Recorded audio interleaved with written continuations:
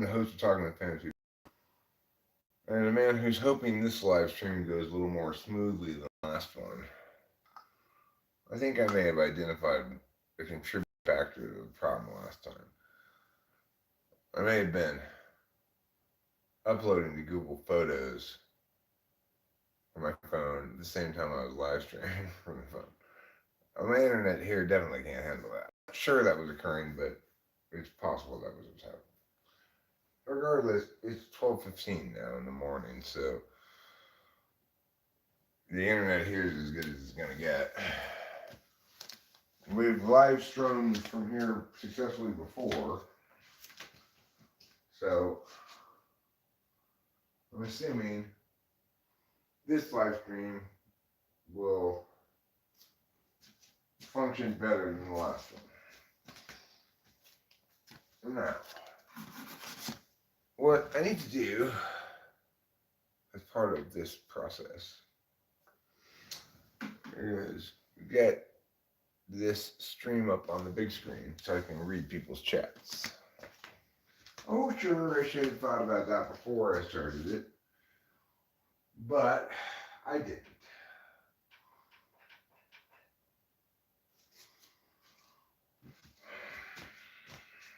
Now, we'll really see things. We'll see if it's working or not. I can't really tell by looking at the phone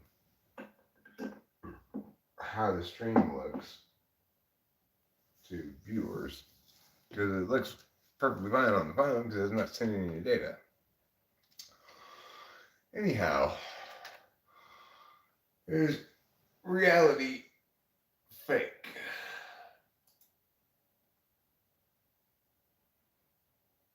The answer is yes. Reality is in fact fake. Well, how do I know reality is fake? What does that even mean? Well, one thing it means is that what would appear to be authentic outcomes of legitimate parties doing things are not outcomes of parties doing things, but instead scripted in some fashion ahead of time. Now, as with all good proofs of anything, what's important to proving things is never quantity of data or quantity of evidence. In fact, more evidence makes it difficult to prove things. What you need to do to successfully reason about things is to eliminate things that are too dynamic to know anything about and identify a single thing that you can definitively know about that definitively informs. And that single thing is the absence of voices other than mine pointing out the methodology flaw in COVID. It's impossible. Because here's the thing. It doesn't take a smart person to catch that methodology flaw. Every single person with a T, one or two, who has any academic history at all, is capable of spotting the methodology history. I was doing methodology problem. I was doing zero heavy lifting. It did not take an expert of understanding to see that methodology problem. Now, there's a lot of things about COVID that are weird and make you feel incredulous about things. And that incredulity, in almost every single instance, results in horribly wrong notions about conspiracies and stuff that are less believable than the thing that you're incredulous about, right? Because, of course, plans need specificity. The idea that somebody or some people could have planned this misunderstands what a plan is. Good planners, I'm not one, but good planners are good at doing the equivalent thing I do with reasoning with planning. They eliminate as many unpredictable vectors as possible. They narrow the scope of what their plan is. Now, it's very conceivable that COVID was intentionally released as part of a plan. Okay, I don't have an objection with that part. It seems the most plausible explanation for the COVID thing is that COVID was engineered by some idiots who were good at doing things to humanely um what's that word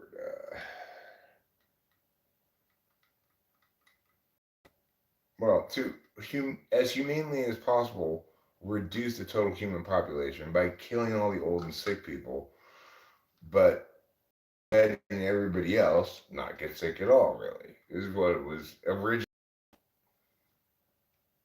manifest as.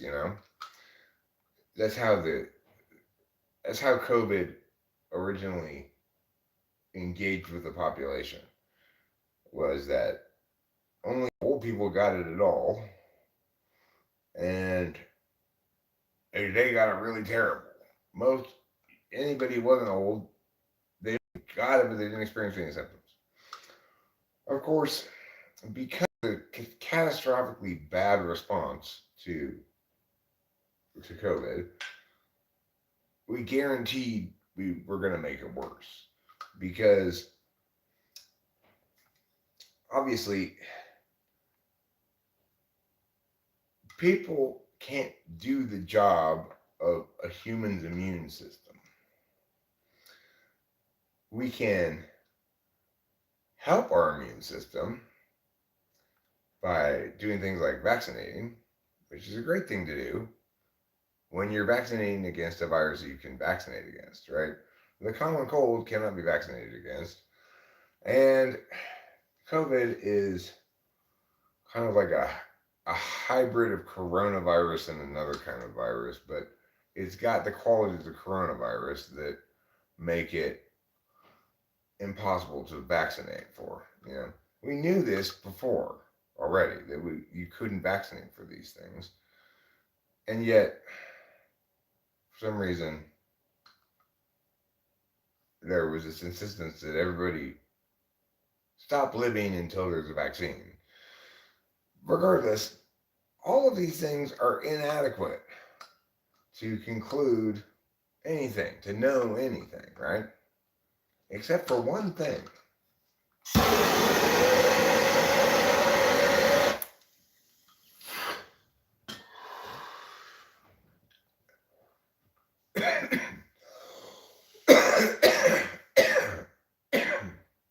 It's literally impossible that I was the only person in the world pointing out this methodology problem. Because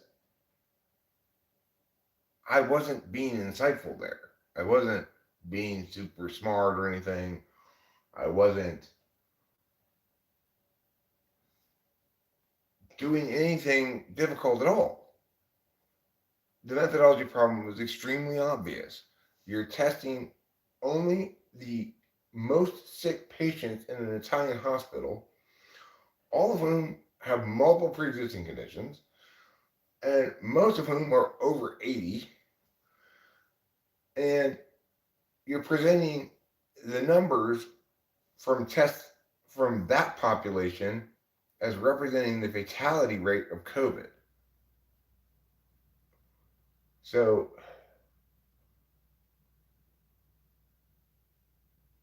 I mean, this is the thing, Marge.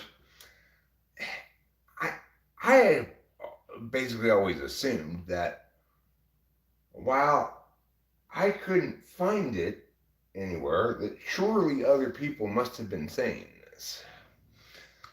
But I've been thinking about it more. I was researching it rather intensively at the time. And I'm not just talking about mainstream media sources. I'm talking about researching various things I could read in various places from multiplicity of sources. I was looking for specifically somebody saying that. Now, you might think, well, you might make the argument that, well, there was a lot of censorship going on then, which there was. YouTube has chosen to censor misinformation. And kind of to my stunned surprise, they seem to be doing it correctly about certain things. So, even though I was voicing the correct and intensely unpopular position about COVID right away, I never got censored at all because I wasn't engaging in misinformation. So we know that at least one platform that individuals who aren't working, if everybody were working for a media company, you might say, well, they're being silenced by their jobs, or there's some conceivable authority pyramid that could possibly at least silence all those people or whatever. But I'm not just reading media by media companies. I'm reading science journals. I'm reading social media posts. I'm reading shit tons of things. And nobody was saying it. In fact, to this day, nobody talks about this glaring and obvious methodology problem. It's believable they don't talk about it now. Because when people were wrong about things, they don't want to talk about it. Just pretend that didn't happen. Let's brush it under the rug. So it's much more believable that they're not talking about it now. But there were plenty of people who were highly opposed to the COVID insanity. Generally, those people were also insane,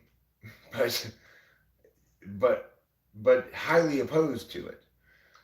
And plenty of those people were TI tool users or TI DOMs or TE DOMs or TE tool users. The methodology problem I pointed out is something you don't have to be an intuitive to get. You don't have to be insightful to get. It's glaringly obvious to anybody who knows anything about methodologies. So, given that, it's impossible that I was the only one saying it.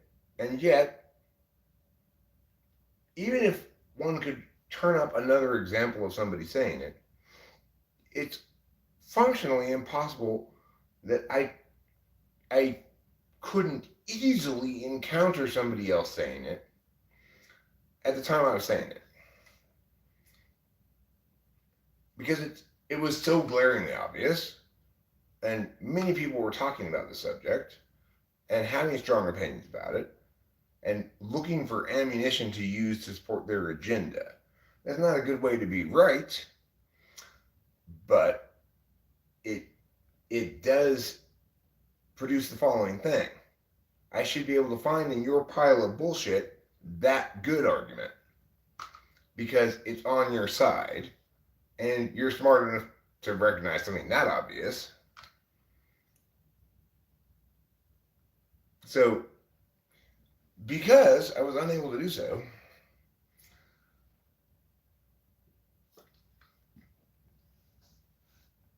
it has to be fake. Reality has to be fake. And additionally, one thing that one can infer from it, not necessarily deduce, is that for some reason that I can only even conceivably speculate about, some external third party above a hard ceiling, right? We're on the wrong side of the one-way mirror, okay? So that's a hard ceiling. We're never going to get any information on the other side of that. But that some agential forces, or force, or whatever, did that because they wanted me to know it's fake. Because I know things very carefully and correctly. I'm very hesitant to know things. I posit things. I qualify things. To know that reality is fake, you'd have to throw in front of me the most blatant, brazen, absurd, insane example of how fake everything is in history.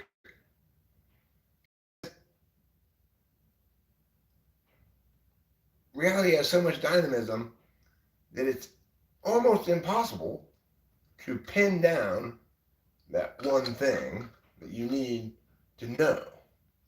Remember, you don't need a lot of things to know. You need the one right thing to know. The one thing that doesn't move. So it is literally impossible that nobody else was saying, point out this methodology problem. For the myriad reasons I've explained already. It was impossible. I know for a fact,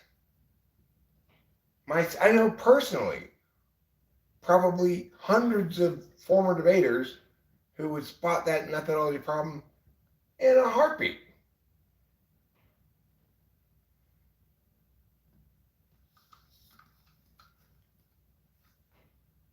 So the absence of any artifact of it being said at the time when I was saying it, except the artifacts that I have left of me saying it,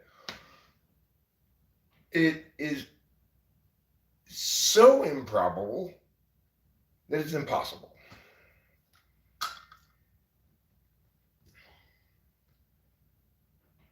I mean, it's beyond improbable. It's impossible.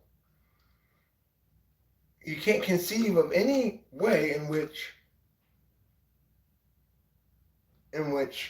that makes any sense.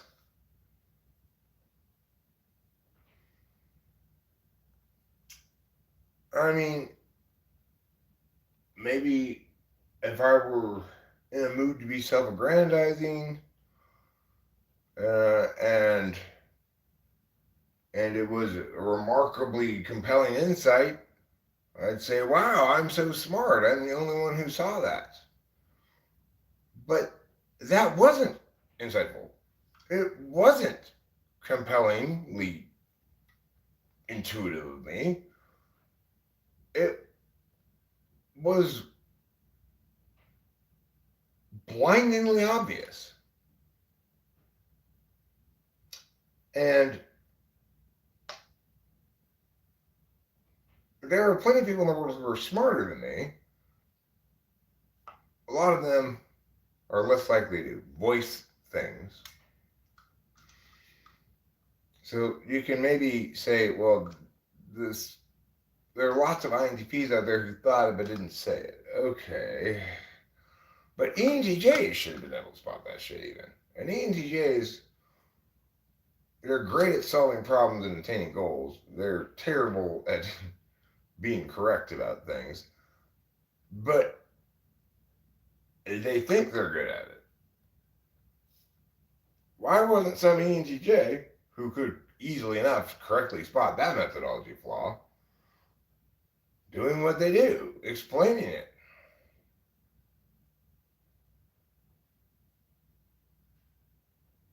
Hey, Boba Fett. How you doing? I actually think YouTube is one of the better social media companies when it comes to censorship, at least compared to places like Twitch and pre-Elon Twitter. Yeah, well,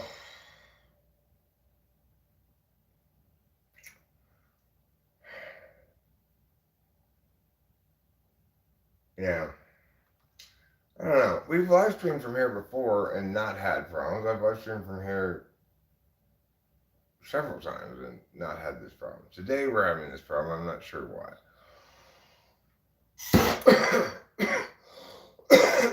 Well, at least it's working now. It wasn't even working earlier.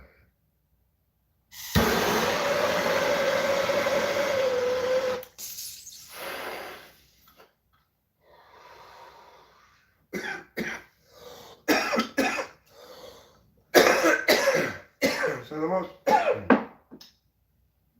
plausible explanation for that phenomenon is incredibly implausible. That some external agential force specifically wanted me to know that it's fake for some reason.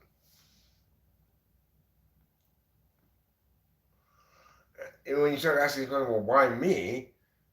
The most plausible explanation is, I guess, because everybody else is fake?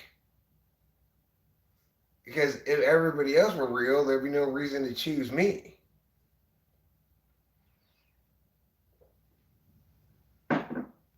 Or potentially I'm the only one who's fake, right? But of course, all possible considerations about what their motivation might be for faking shit. Remember, they is some not human on Earth, okay? It's some external party on the other side of one-way glass. We have no access to any information from that side of the glass, so every bit of reasoning I do regarding that end of things is always necessarily, unavoidably, firm ceiling speculative. And there's never any reason to weight any one motivational explanation over another, because there's no way for us to know anything about those parties. But we have to operate under the assumption that if something's scripted like that weirdly has me as a central character. There's 7 billion people in the world, right? I mean, granted, I'm not reading shit in other languages than English, but, you know,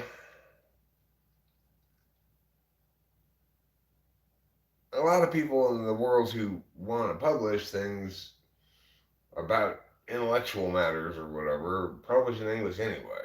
So, even if that's not their native tongue. So, I get that my survey of data in the universe was incomplete, non-comprehensive. I can't definitively claim that there wasn't anybody else out there saying it, but I can definitively claim that I was unable to find an example of somebody else saying it during a time period when it should have been easy to find myriad examples.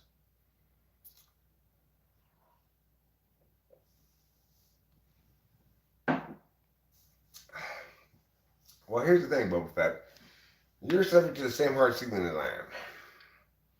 If you think you have an understanding of this agency that's on the other side of the one-way glass, then you're not getting the point.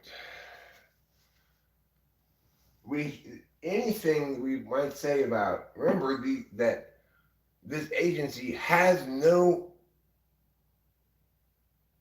leaves no data here that we can access, except what they choose to leave here for whatever reasons they may have. They being 1, a billion, 2, who knows? We don't know anything about that. And it's impossible to know anything about that. If it's fake, then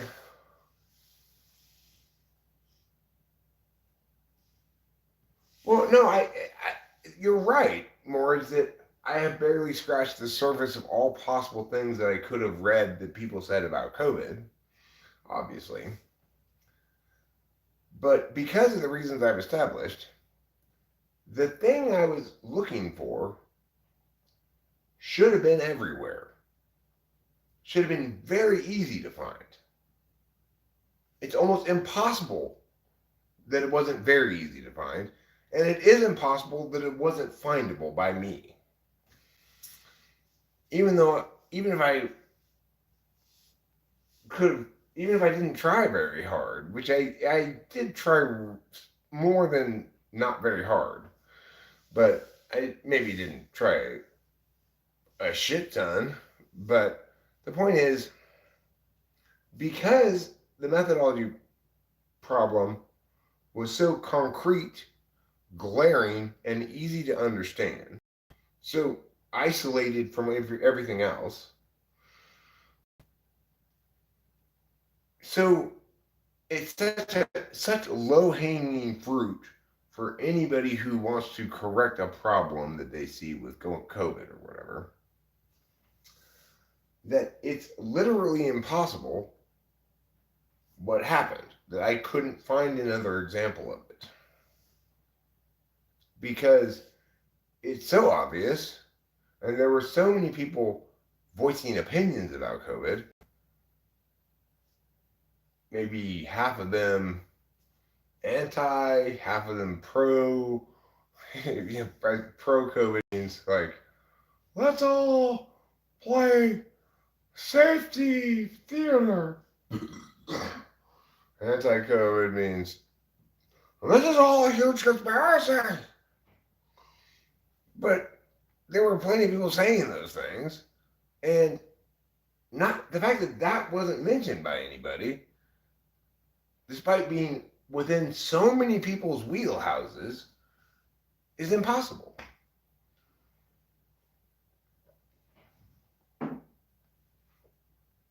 Of course I got vaccinated because I had to go see my mom.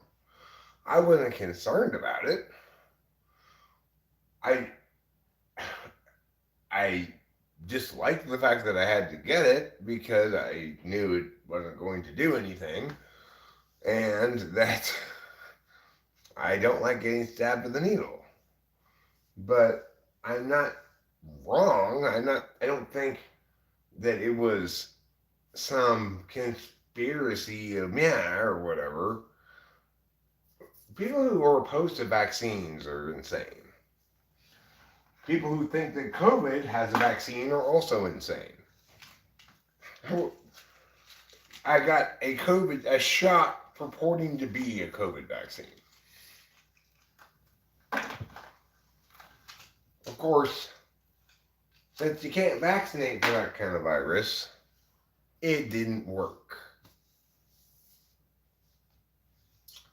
But kudos for trying. Yeah, anyway, the point is, I've long wrestled with the the highly unlikely reality, but plausible, at least possible, that that I'm the one who resolved cognitive functions, and that it was actually unresolved until I got here.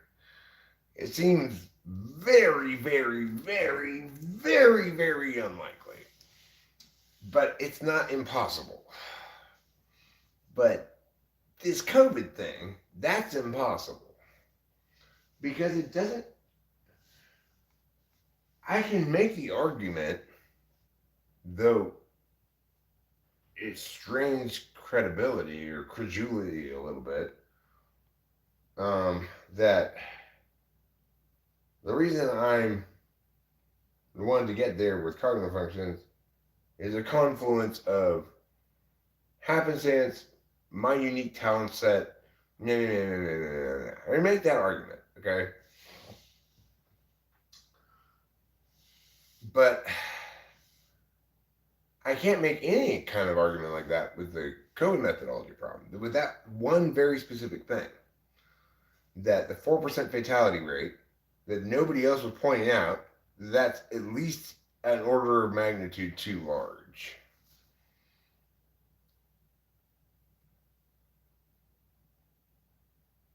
Who's Contini? Well, vaccines prevent you from getting COVID. So I got COVID after I got the vaccine. A vaccine prevents you from getting a disease.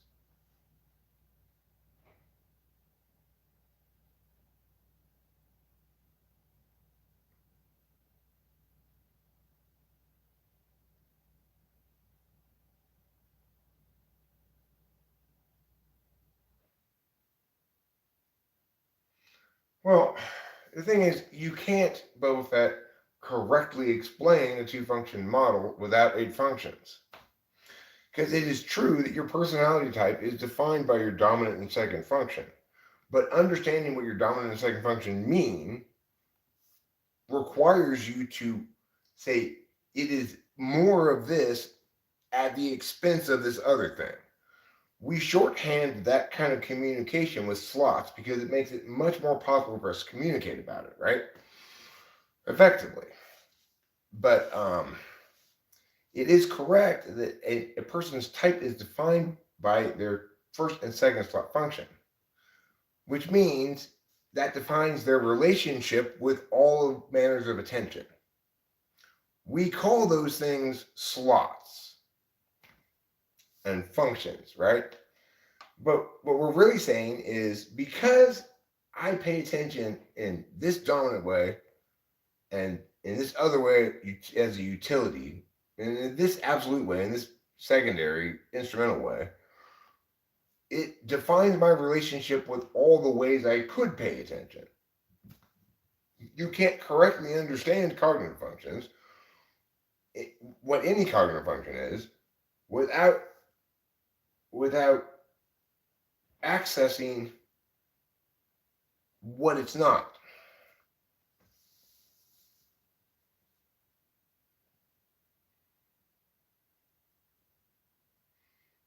Well, okay.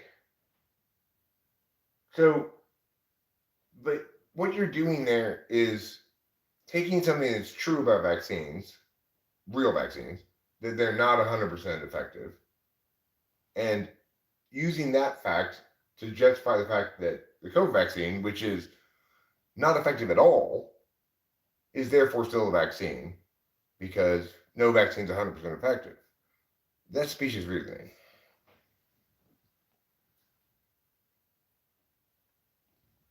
The flu shot's much more effective than the COVID vaccine because influenza strains can be vaccinated against. The problem is the strains keep adapting, right? So you have to get a new one every year.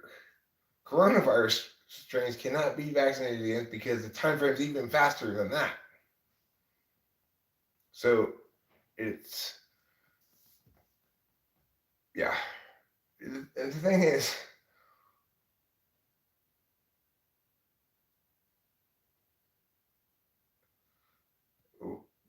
No, most people did use the definition of vaccine before COVID. They understood it to be a shot that, under normal circumstances, prevents you from getting the disease again or ever. So some vaccines required a booster some 20 years later to make sure that it's still stuck, right? Like chickenpox. Occasionally, there would be people who were vaccinated and it didn't work for some reason. Those were the outlier anomalies, okay? Everybody understood what vaccine was before COVID, and everybody before COVID would have described the COVID vaccine as a failed attempt to make a vaccine. Because people have agenda stuff going on with COVID, they want to defend something, you know? Like a lot of people were sucked in by this science stuff. Like, it is bad to be anti-science and anti-vaccine, which is why it was bad to have such shitty science and pretend that was a vaccine.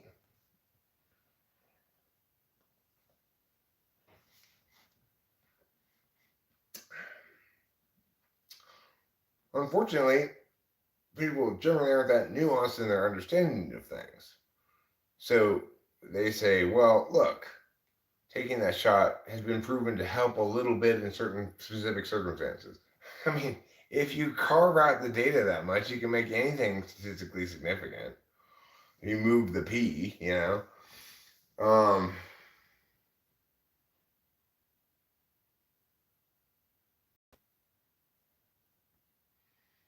Well, no, I mean, the fact that it is a non-traditional approach to vaccinating was a necessary reality because you can't vaccinate for that in a normal way. Kudos to scientists for trying to figure out how to get around that, but let's admit that they failed.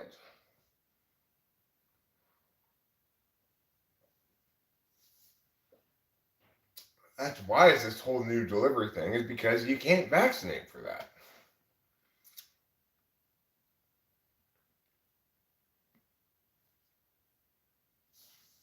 Which is, you know, the thing is, I wasn't the only person talking about that. I heard other people saying, read other people saying that it might not be possible to successfully come up with a vaccine for this. That there were strong indicators that it wasn't going to be possible. I heard plenty of people complain about things being rushed through without proper clinical trials and stuff like that. Lots and lots of things, right? Well, they failed to prevent you from getting COVID, which is what a vaccine does. They may mitigate some of the harms of it. It's really hard to make that kind of claim, though, right? Because the populations of people who got COVID and had the vaccine, got COVID and didn't have the vaccine, there are so many other variables that may influence. You'd have to do huge populations to avoid noise. But even if you did huge populations and compared them, that would be a good thing to do if what you were trying to do is determine whether your the drug you made to obviate the symptoms of COVID works or not.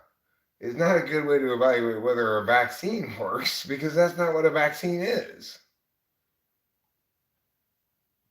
right? Vaccines aren't things that mitigate the symptoms of something. They're things that prevent you from getting it. So everybody acknowledges now that the COVID vaccine does not prevent you from getting COVID.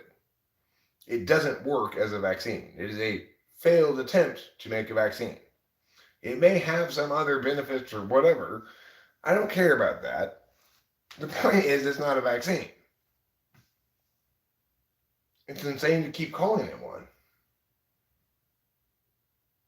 You could call it a failed vaccine, or you could call it, if you wanted, if you were really convinced that it's somehow mitigating impacts, you could call it a symptom severity pre-reducer or something. But you certainly couldn't call it a vaccine. Vaccine is a word that means something.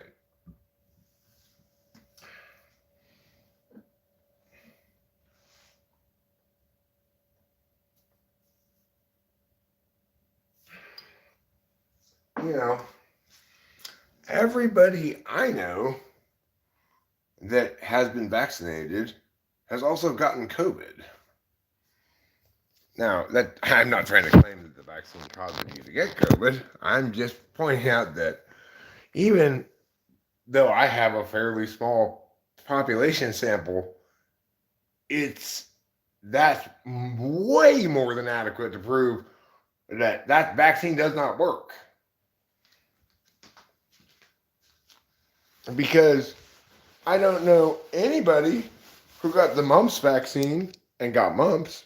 I don't know anybody who got the polio vaccine and got polio. I don't know anybody who got the chickenpox vaccine and got chickenpox. How can I know so many people personally who got the COVID vaccine and got COVID? Well, only one way. Because it's not a vaccine and it doesn't work.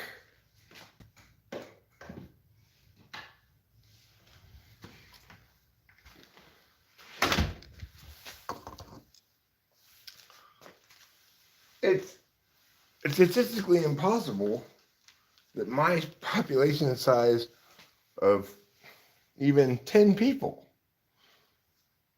would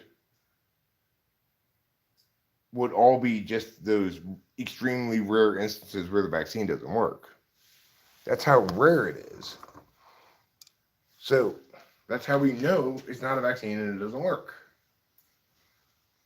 Or because it doesn't work, it's not a vaccine. It's a better way to put it, you know?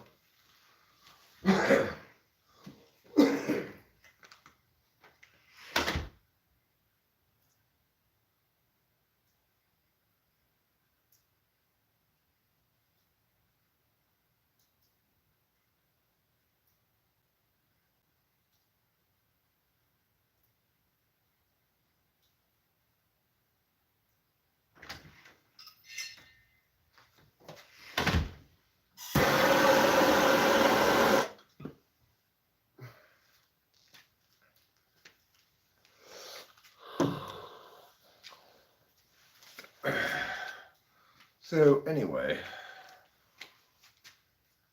regardless, shit has to be fake. It has to be fake because, in part, I could believe life when it sucked, you know? Yeah, I always was inexplicably, unreasonably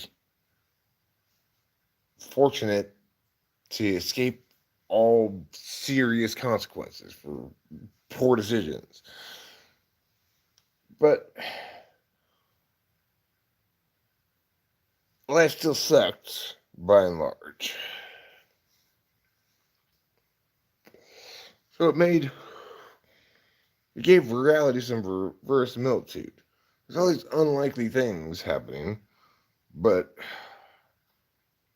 it sucks, so that's real. You know, feels like it. Now that the storyline has gotten here, the scriptedness of the whole thing seems just unavoidable to me. Like, Rachel and I ended up together. How did that happen? It's not, people don't get with the right person. They just don't. I didn't even believe in this thing that we have existing. I didn't conceive it even conceivably possible that two people could actually love each other, you know? As I understand the term.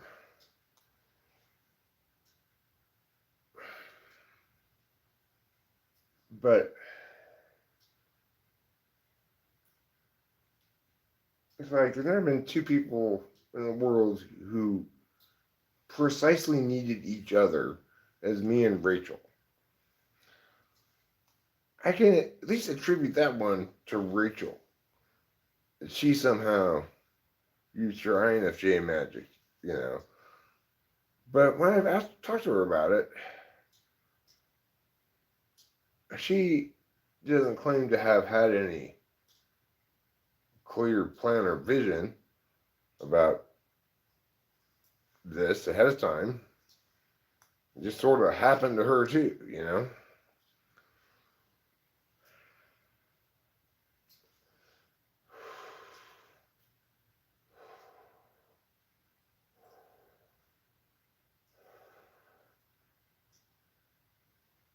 It's also weird that neither of us is especially angry. Because when I don't think I made it onto one of the videos. After I got home, I got a couple more of those car videos to upload still. It takes forever to upload these things. I started talking to Rachel about how horrible it is to hold understanding as an absolute value. That's what happens when you got N, Dom, and the other N is your fifth slot absolute value. And maximally so if you've got TI tool, you know. You prioritize something that should never be done by you. It should always be delegated to somebody else. Understanding things. Because while understanding is necessary to accomplish the outcomes, the positive benefits or whatever, understanding is necessary to get the utility. It's not necessary for you to understand it, right? For almost everything. And to be somebody who does prioritize understanding things is absolutely crippling. It's crippling in the following sense. When I got home, I first inexplicably tried to park up on the driveway where I wouldn't park, where I haven't ever parked before. And then I said, what am I doing? And I parked in my normal spot. And then I can't get out of the car until I understand why that happened.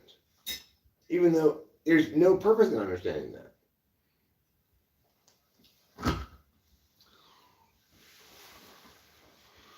It's its own end, right? Because it's an absolute value for me. Understanding is its own end. But it's a terrible thing to have as an end. And the fact is, history is littered with the bodies of countless people who had all the same equipment I have to understand things, just being trampled underfoot as cannon fodder, because of course understanding things is a terrible way to practically live. You sacrifice all practicality all practical skills in order to understand things. So the irony is, it's incredibly stupid to be this smart. And it's incredibly stupid to prioritize understanding things. All smart people would delegate understanding to somebody else. And we all delegate most understanding to somebody else. We don't want to understand why our phone works. We just want it to work. We don't want to understand why this pipe broke. We just want you to fix it.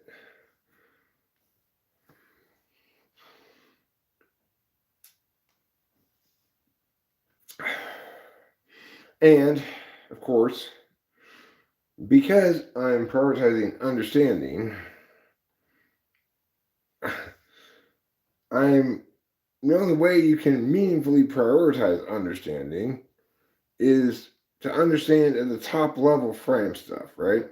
Which is the least practical kind of understanding of all. It has no utility to me whatsoever.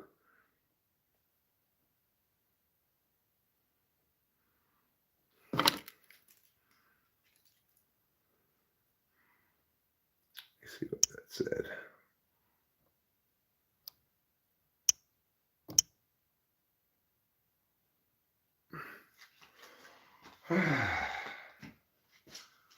Oh, Eric. You're such a schmerick. Will you stop being so Eric-y all the time? I gotta come up with a solution to that thing. Ay, ay, ay. Okay. It's too hot in here.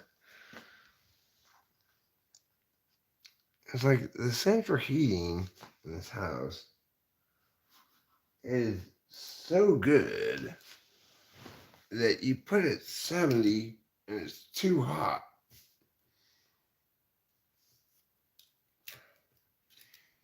I guess I trust its temperature, but it feels warmer than what it says, you know?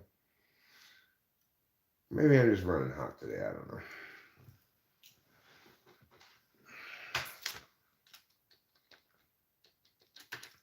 Okay, there.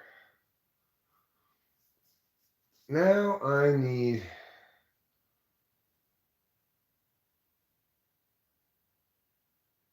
there's not enough time and brain power to understand everything. And it's not a good use of time or brain power to understand things in general. In a car video that I'll upload after I know this stream, who knows how long it'll take to upload, but I discuss how I stopped to pull over to the side of the road to pee. I walked on the other side of the railroad tracks because it was a little further away from the road, and it was like, well, easier to pretend people aren't seeing me pee or something, right? So while I was peeing, I spent my time determining whether or not I could win a legal argument about where I was peeing if a cop were to come arrest me or try to deal with me. I concluded I could not because I was on the other side of the railroad tracks, was clearly trespassing in someone's orchard, although I wasn't actually next to the trees. They were a little distance away from me. The trees started a little distance away from me, you know, but clearly it's on the other side of the railroad tracks, somebody else's land. The cop is going to come bother me about peeing right now. No, there's no way I'm going to be able to win this legal argument. So I guess if you get bothered by a cop, I just go quietly. No point in arguing an argument I know I'm going to lose. The fact that I might not lose it because people are sometimes so terrible at arguing is not something I consider. If I can lose it, if I should lose it, in my mind I will. The point is, why do I need to understand what I'm going to say or not say if a cop bothers me while I'm peeing when it's incredibly obvious to anybody that that's not going to happen? I pulled over to the side of the road, peed on the other side of the road, got back in my car and drove away. So this is why understanding is a terrible thing to prioritize as an absolute value. It's correct. I correctly understood the situation to no effect unnecessarily, and when I think about what I did, I don't think I peed. I think I determined that I was going to lose an argument about peeing. That's not a sane way to live. And it's deeply unfair of the universe to treat understanders the way it does. For every me who's impossibly coddled such that I can be productively understanding things and not be crushed underfoot by people who do things, there are 10 billion crushed underfoot ones. For most understanders, life is torture. The fact that it's not for me doesn't change the fact that it's terribly unfair. Of course, the universe knows that it needs someone to understand things. And it knows law of large numbers. Some random dude's going to get super lucky and everything go perfect for him and thereby be able to actually live a happy life and be an understander. But it's like, what kind of fucked up deal is that for everybody else?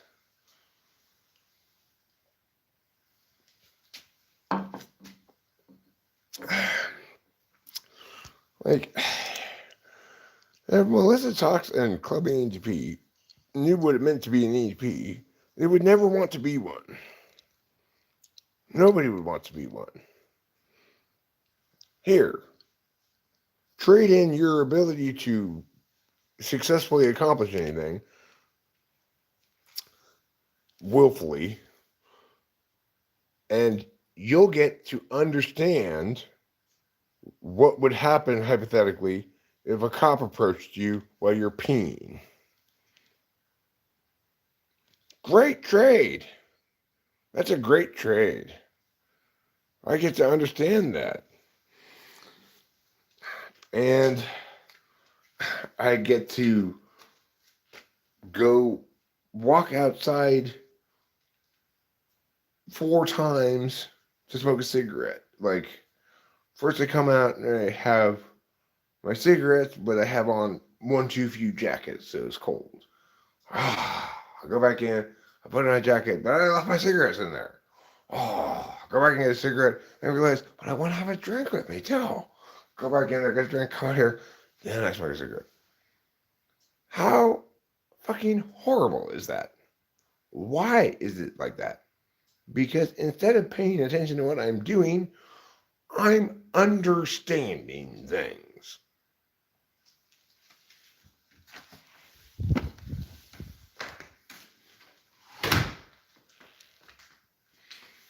It's like those people who say they're ENTPs or think they want to be ENTPs, if they actually got to be one for a second, but retain their memories of how they were before, they would immediately choose to go back because they have all this useless ability to do something nobody cares about and no ability to do anything people do care about.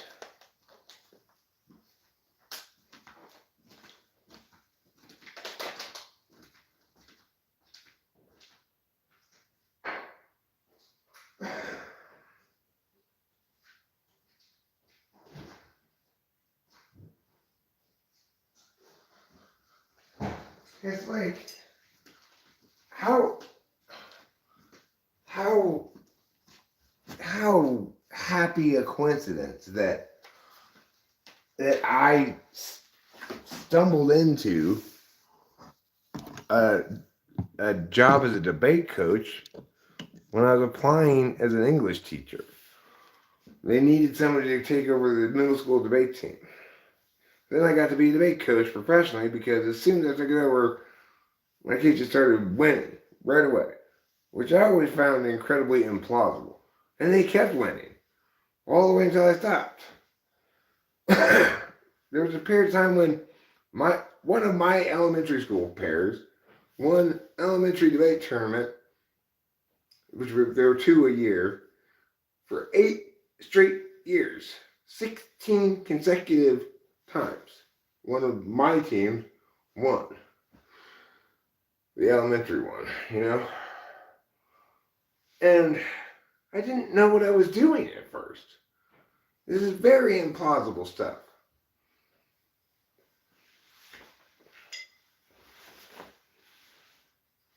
Now, it is the case that I have enough data to conclude that I am genuinely in the top 10th of a percentile of debate coaches intellectually.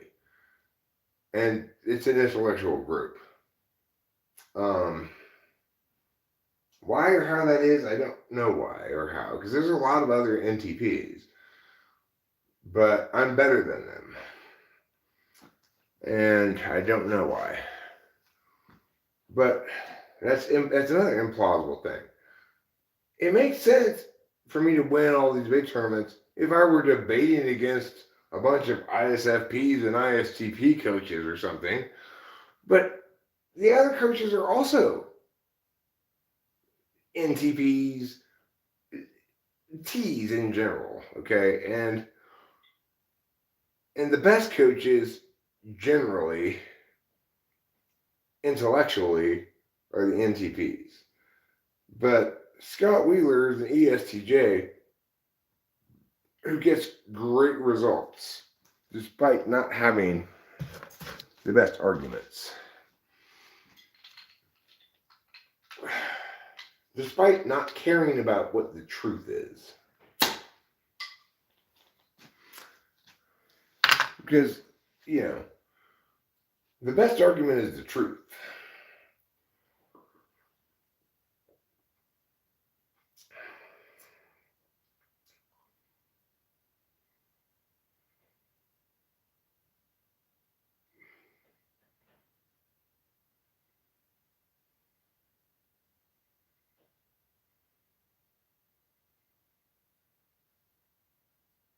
What are you guys talking about?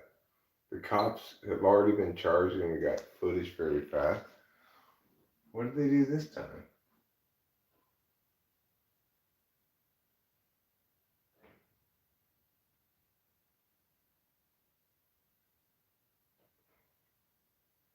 Tyre Nichols, fatal police beating case. I mean, the idea that anybody could defensively beat somebody to death is insane, right? You could defensively kill somebody, potentially. You could say that's self-defense. But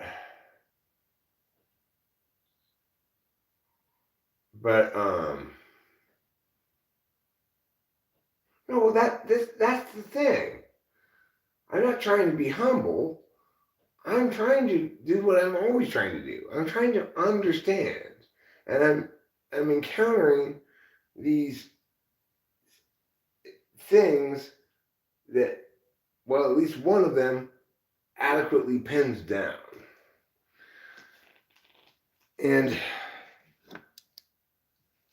it's like, I mean, I've always known that. In fact, when I was young, I did not think I was very smart at all, really. I just thought other people expect me to be smart, like my parents and stuff. But I never thought, like, I'm the smartest person in the world or something. It's, and so it's always been weird to me that, like, I'm, why hasn't somebody else figured out cognitive functions or something like that? Or, well, why am I the best debate coach?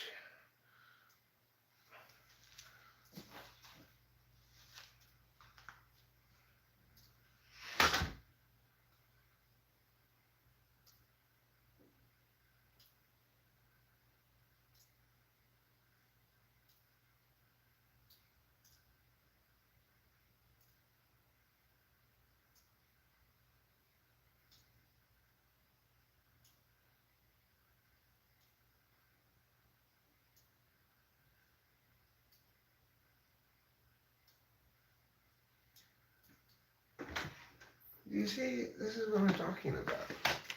I come out here to smoke a cigarette. I don't have any cigarettes with me. I go inside to look for my cigarettes. I can't find them.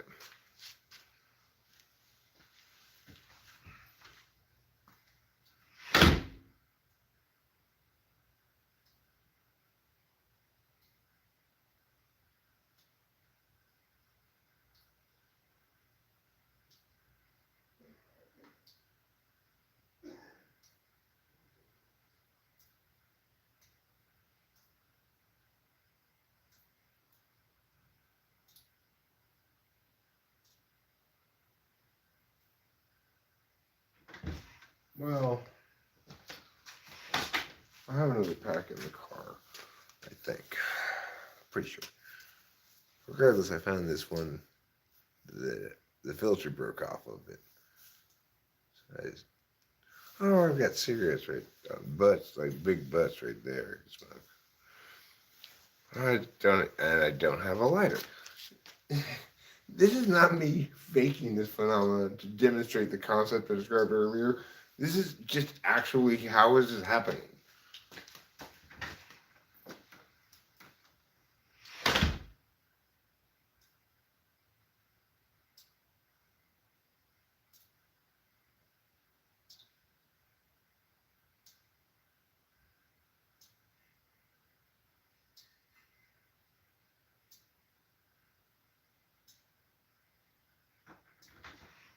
Okay. Let's see if attempt number 4 is successful. Got my lighter, got a cigarette, got a beverage. I'm good to go.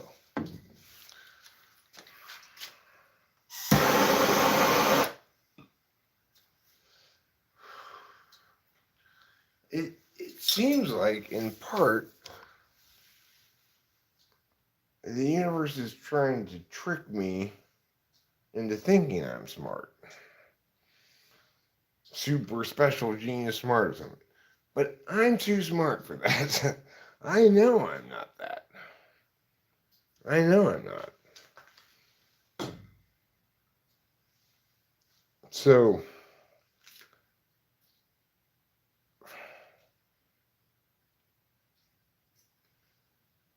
it's got to be fake.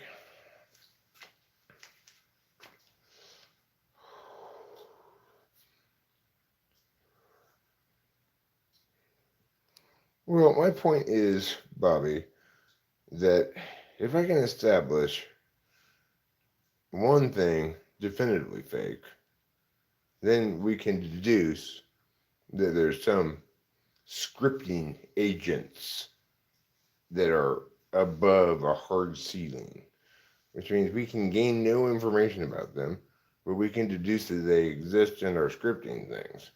If we can definitively determine that something is scripted and not naturally occurring, if we can make that distinction, it's almost impossible to make that distinction. Something incredibly brazenly obviously fake has to happen to make that distinction, like the fact that nobody else pointed out this methodology problem. It's impossible. It's impossible because it required no special skills at understanding things. So I can't attribute it to my being better at understanding things. Noticing and pointing out that methodology problem is something people who are terrible at understanding things can generally do. If you're a TE Dom, you're terrible at understanding things, but you're good at using things that you understand. And that one's so basic, you don't even have to take a statistics class to encounter the reality that that methodology problem is a problem. Obviously, if you only test the sickest people, your fatality rate is going to be inflated. It takes no genius at all to see that.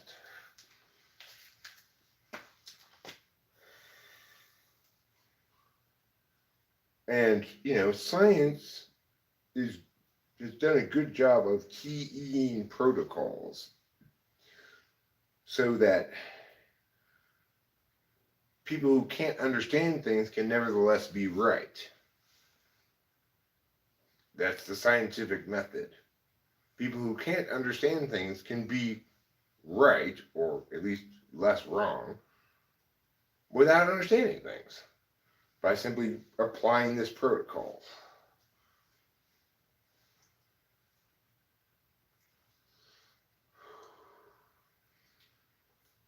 So, the fact that an understander understood that is not meaningful, because it didn't take an understander to understand that.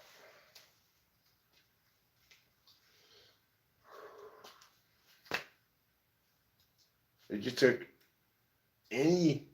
every single TE Dom should have, who in any kind of vaguely academic-y kind of a thing, or who had even 2 years of college, or really even high school, they should spot that. It's bad TE. I don't expect people to spot things that require a lot of insight or something, but there are shit tons of people who can spot bad TE like that.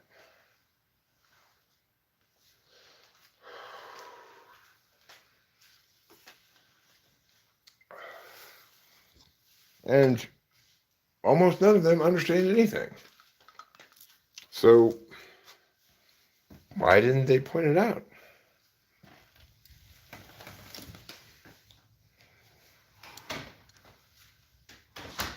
There's no explanation for it. It should have been easy to find myriad examples of it, and I could find none. The fact that my search wasn't comprehensive is irrelevant because of the first statement. It should have been easy to find myriad examples of it. Even struggling to find an example of it, but successfully finding one, would strain credulity. But being unable to find one when I was looking for one is impossible.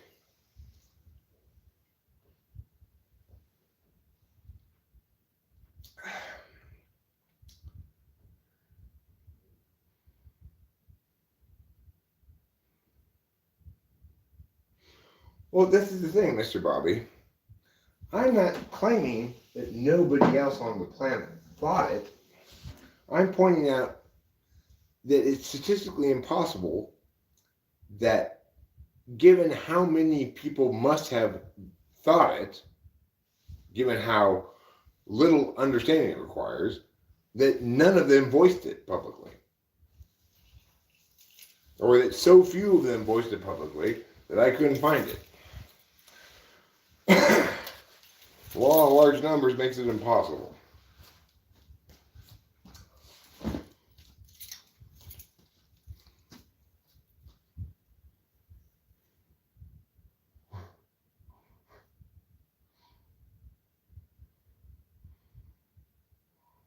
I'm going to pop a vaccine real quick, so that maybe my headache will be less bad. Are you sure you're using the word vaccine right? No, it's not a trigger with sensors. I talked about the vaccine and its failure to be a vaccine all the time when I was talking about COVID. And I'm talking about it now. I never encountered any censorship from YouTube for misinformation because I wasn't expressing any misinformation.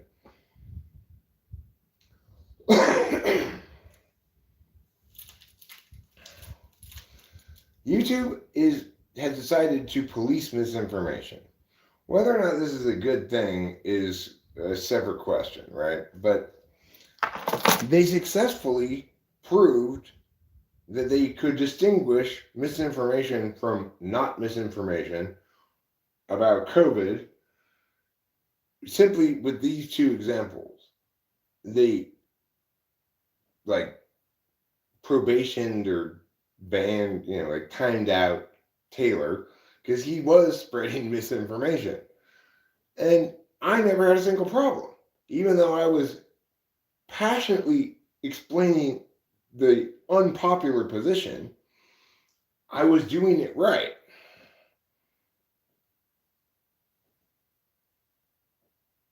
So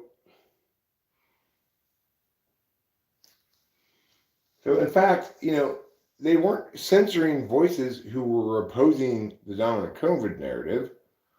They were censoring people who were spreading misinformation on one side of the COVID narrative.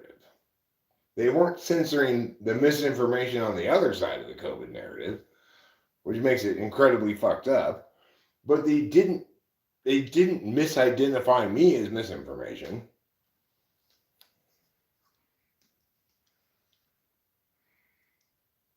So, those kind of words may trigger YouTube into looking into you to see if you're guilty of misinformation, but they're not going to punish you if you're not. And I have no idea the extent to which any actual people are aware, who work for YouTube, are aware of talking to famous people or not. It seems unlikely. But if they are, it would be because they've checked something to see if it's bad, right? And they always conclude it's not, except for one time. Every time I've appealed anything, I've always won the appeal. Except for one time, I didn't appeal that one though, because I knew they were going to win the argument. Because whether or not I liked it, my uncivil discourse to C.S. Joseph comprised bullying according to their definitions. So I was guilty as charged, Didn't bother to appeal that one. Every time they've been wrong and I've appealed it, they've agreed with me. Every single time. So they can apparently distinguish between misinformation and truths that they don't like.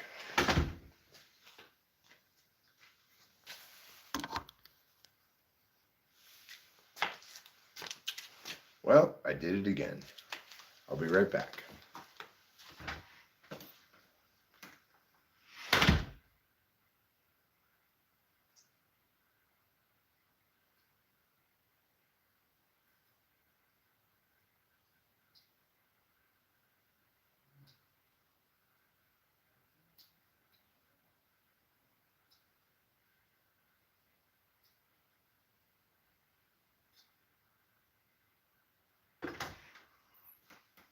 Needless to say, I still have the same problem.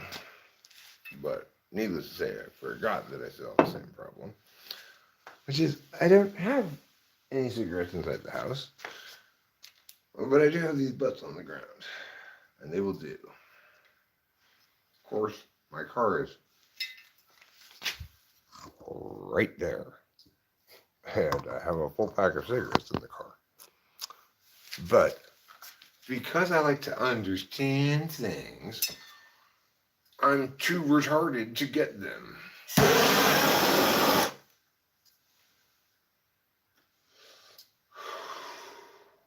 Thanks a lot, understanding.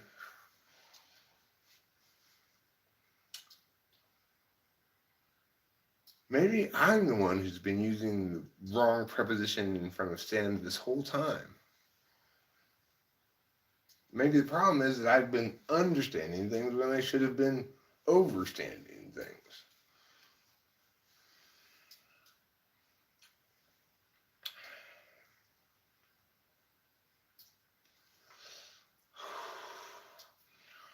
Of course, I'm actually happy with who I am in my life and everything. But that's not something that matters because it's not informative about ENTPs at all.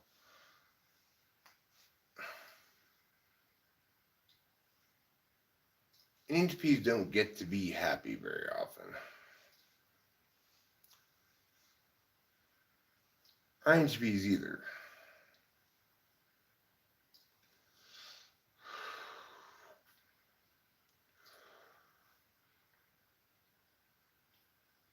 And even though I have high self-esteem and I'm emotionally healthy or whatever, those kind of things, like I'm a healthy, developed adult,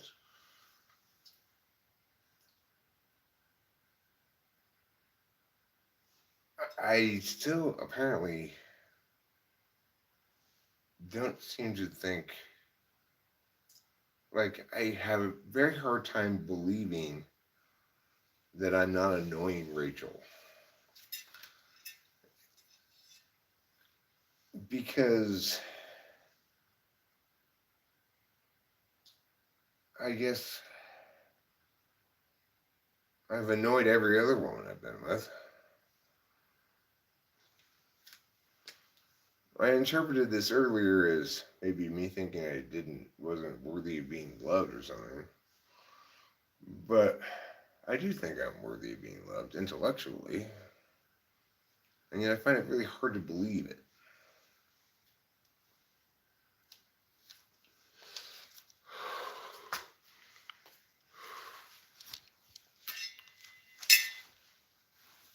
It's like, I guess in all my previous relationships, I allowed the frame that I was a burden and a problem that needed to be curtailed. And I just accepted that that was how it was in a relationship, that I'm annoying. And that's my problem because I'm annoying. So my job is to try to be less annoying. But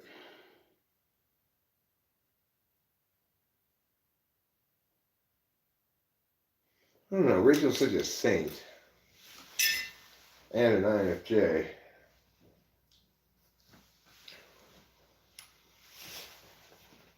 She's not really an expert on whether she's annoyed or not.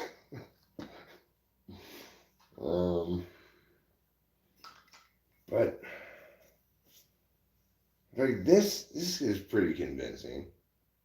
On many occasions, I'll separate from her briefly, and I'll return, and she'll be watching a video I made. So It's like she should be sick of Eric.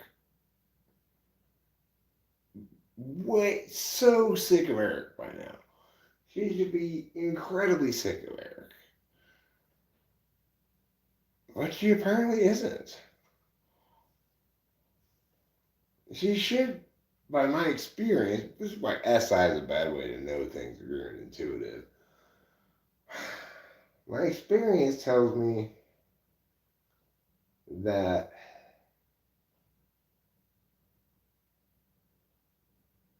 my experience and also my observations about the world tell me that I'm fundamentally an impositional person, right? Like, I want to explain to you.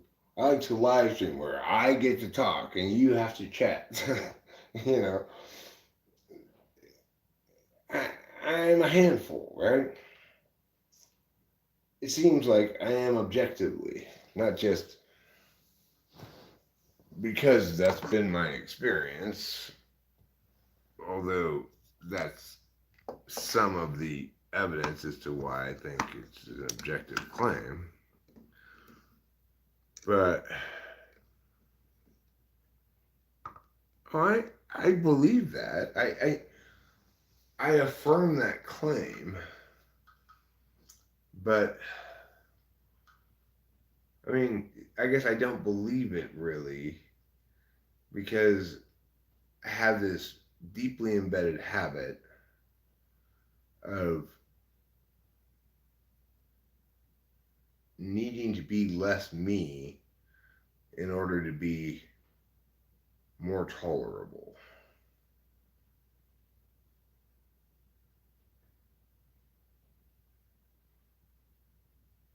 Well, neighbor, the thing is, you get to listen to me for as long as you want, and then when you want to listen to me again, you listen to me again.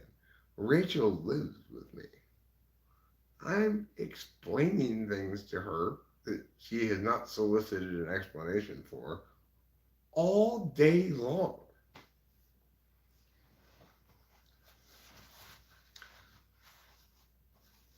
I mean, when I put myself in her shoes, it sounds like torture because I don't want to be talked at all day long because, of course, I want to talk at someone all day long. But she's an INFJ. Intellectually, I understand this means that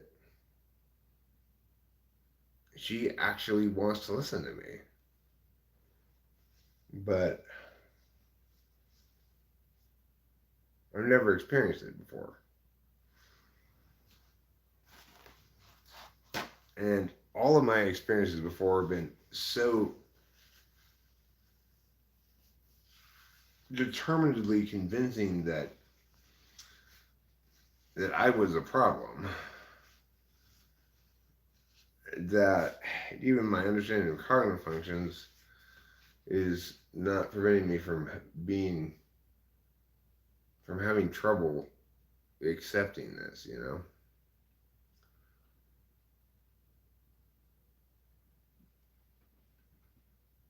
No, I don't want to educate her. That's not why I'm explaining things. I want to explain things to her.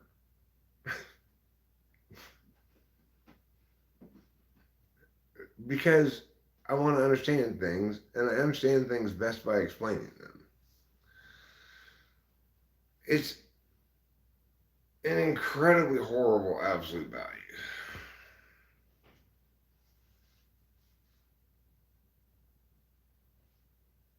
Because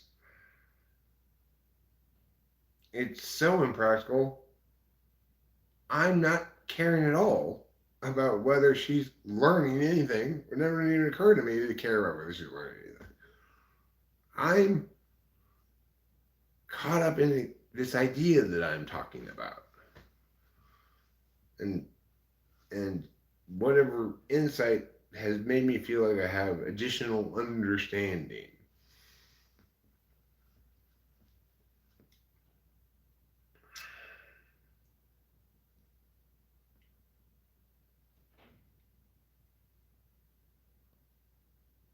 But it makes sense that if anybody was going to actually want to hear that, it would be an INFJ. Because I am talking about very interesting things. She is incredibly capable of understanding complicated things despite having third slot TI that tests poorly. She's weirdly brilliant. But I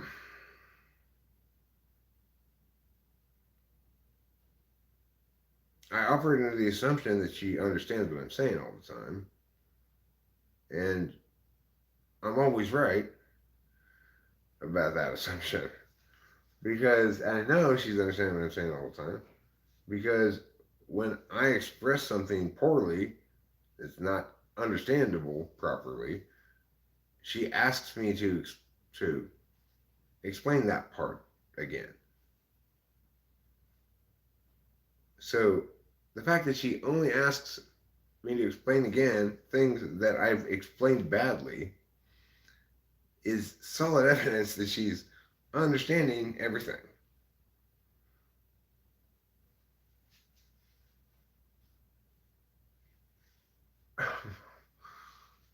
Rachel's not susceptible to brainwashing. She's immune to it. She shockingly emerged from uh, a family that willfully or otherwise spent so much of her life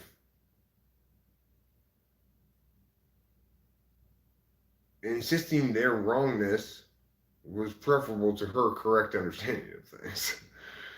um, and she wasn't equipped to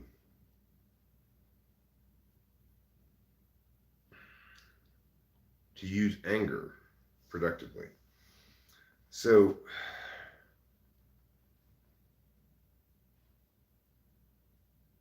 yet she still emerged from that bruised but unbeaten and unbroken. Not a broken person, not a damaged person. It's amazing. It's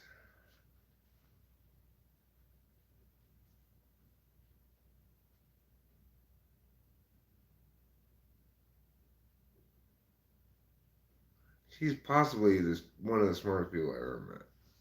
She's so sneakily genius. Nobody thinks she's smart. But that woman is brilliant.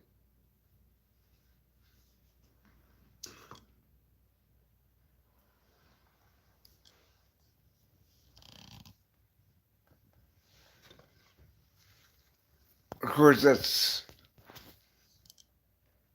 textbook INFJ toolkit.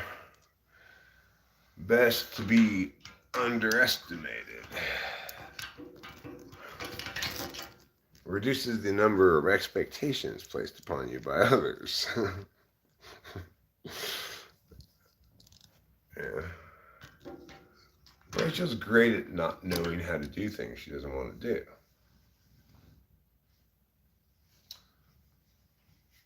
That's very smart. you know, I don't know how to do this. And, of course, it's incredibly believable because she's got the E-polar. She probably doesn't know how to do that. Most importantly, she doesn't want to do it. She doesn't want to ask me to do it, but she wants me to do it. So she says something like, I don't know how to do this thing. And then watches as I perform the task for her.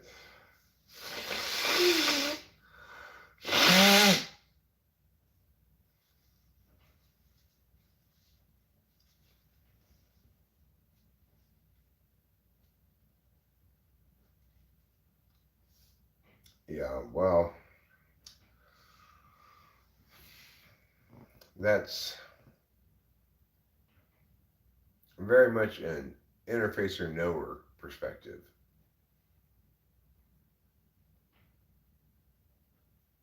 It's saying we need to treat this as a dance with the other agent. A deliberator action type would say something like ESTP would say, while you're saying that shit, I've already killed you. You spent too much time in the execution by turning what should have been a deliberated action into an interface process. There's no general rules that really apply to war, except if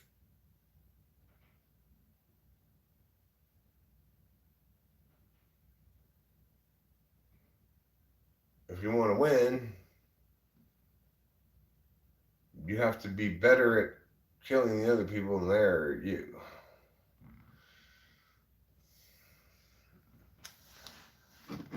Like, when able to attack, we must seem unable. Well, that's only true if you're worried about the opponent's comparative strength, right? Like, for the United States, that rule does not apply.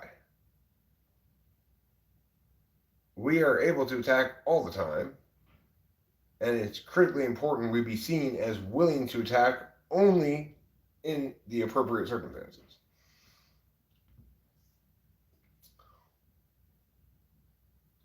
But, you know, the decision about use of force should be left to people like me. The execution of that decision, once it's been determined that it's legitimate, should be left to people not like me.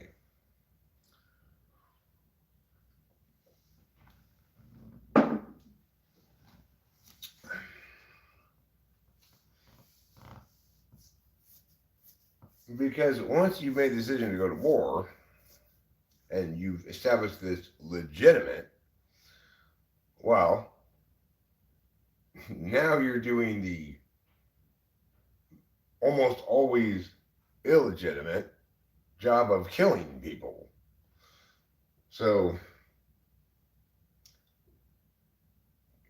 here, TE, go ahead. You be in charge of this.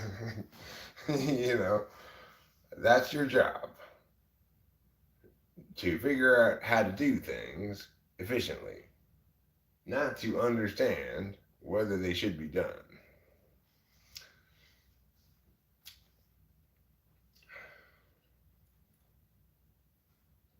Yeah, it's like this. This person left a comment. It was so troubling to me because the person was reasonably articulate, expressed themselves pretty well, and their central claim was that all evolution of ideas, all ideas are tested by their utility, not by arguments, as he said. Well, of course, the thing is, some things are tested by utility appropriately. Some things absolutely cannot be tested by utility. And all the important questions, utility is the wrong modality to express, to evaluate them. So, like, he's saying in this comment, like, that basically useful ideas determine which ideas are right. But that's incredibly backwards and wrong, right? So the fact is, correct ideas can be made useful in many different ways. And in fact, history has proven over and over again that more useful ideas don't necessarily win. So people stick to people consistently stick to what they're used to doing, even if there's a better way. It takes them a while to shift to the better way. Of course, that's not an idea. So, I mean, it is sort of right. Like, but the thing is, if you're what that person in TE Doms in general, I suspect the person with the TE Dom don't understand is that there are some things like universal maps can't collapse to utility, and we can't collapse any kind of universal stuff to utility because utility requires the particular interest of specific agent to to determine whether something's useful or not, right? It is the case that that this idea that is correct is potentially incredibly useful cardinal functions. We know that because we can point to the myriad harms that have happened in the absence of the correct frame. Namely, most importantly, this paradigm that everybody has that people are full of endless potential, and that any discussion of by me to you about your limits, implicit limits, is ontologically assaultive. Without the right frame, it always is ontologically assaultive. So it's perfectly understandable why people have a great deal of difficulty accepting that this kind of correct description of that person's limitations is not ontologically assaultive. It's not because it's correct and it liberates us all from society-wide expectations that we be something other than we are. It renders everybody equal. Everybody's equally genius and equally retarded. They're just genius and retarded at their specialty and the ensuing catastrophe that comes from specializing. Being a specialized master in something, whatever function stack that is, whatever first two functions it is, implies, necessitates is a better word to use, the deficit that allows that specialization the room it needs, right? So we can definitively say that with this correct paradigm, people would treat each other better. People would treat themselves better. People wouldn't hate themselves so much for their deficits. They'd understand those deficits as the engine of who they are. And parents wouldn't fuck up their kids all the time by trying to help them be someone else. Teachers at school wouldn't be the way it is. It'd be sane. You'd teach people things that they are designed to learn and be good at, instead of compelling people to attain adequacy by performing in things that they may be intentionally so ill equipped to perform at that it's literally impossible for them to succeed at it. And we've got, as a society, this narrative that telling kids that they can't succeed at something is bad. In fact, that we're sort of obligated to tell all the kids that they can succeed at everything. Of course, that's a recipe for disaster because it's wrong. Wrong ideas, when applied, always produce bad outcomes.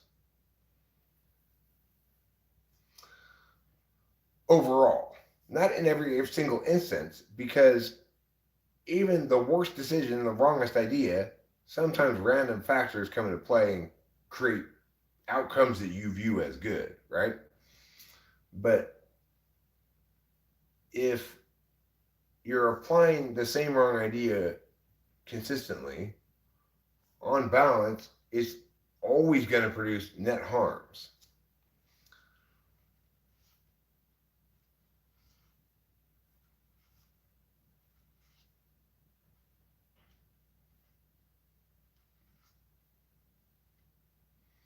Well, the thing is, you don't. The point about rightness is, and utility is that I don't get to be useful, right? I get to be right. Utility is something each individual does for themselves. That's why it's not a good way to evaluate things. When I say this idea would be useful to humanity, I'm pointing out that were this the dominant paradigm, these following harms would not have occurred and wouldn't occur if it became the dominant paradigm.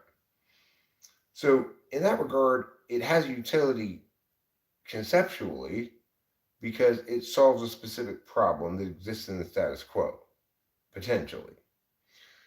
If you can if you can get the affirmation passed, which in this case is if you can actually accomplish that becoming the dominant paradigm.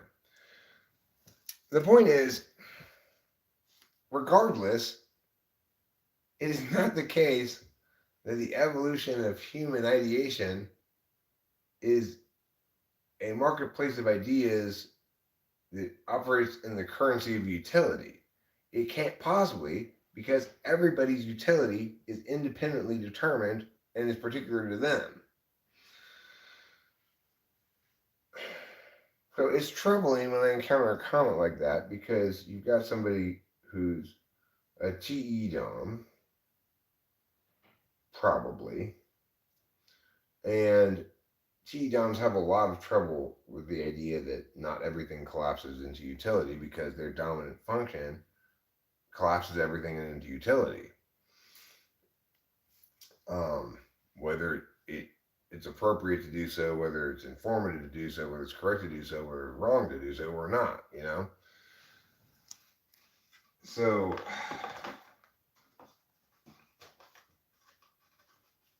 it's like, it's intellectual pollution that I can't blame anybody for. It's unavoidable this TE Dom is going to have this perspective. It's their limitation.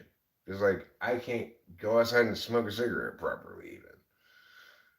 I have my limitation, they have their limitation, right? It's implicit to who they are. But because TE Doms are not dumb people, that comment smelled like something that should be paid attention to. In other words, he was articulate in his wrongness. That's the worst phenomenon possible. That's the most damaging possible kind of pollution. He's incredibly, horribly, entirely wrong. And for people who aren't evaluating it deliberatively, but rather holistically, it's got the earmarks of something that could be right. It's articulate. It's yeah follows from yeah. You know, it doesn't jump around in its reasoning and stuff. It does some basic things that generally are reliable-ish heuristic. And for people who are wisely, really just luckily for them, doing the smart thing and delegating understanding to other people, then that shit's a disaster. It creates confusion and it's gonna a lot of TE people are gonna grok with it. We will additionally add to the fact that people are gonna think there's the person actually is making sense. If you parse it, he's making no sense at all. But it it carries those heuristic cues. So it's like, what do you do about something like that? It's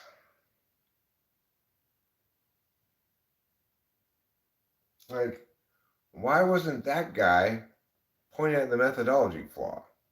That's something he does understand and can articulate, be articulate to good effect.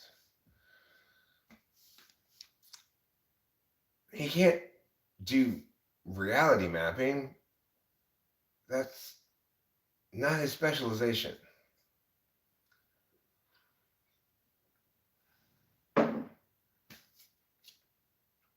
But his deficit, especially if he's an ESTJ, is a failure to understand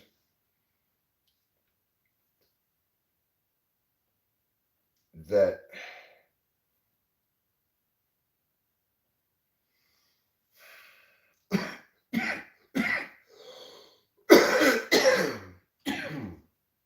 that you can even really know anything in non-experiential ways, or that you can do anything with what you know intellectually.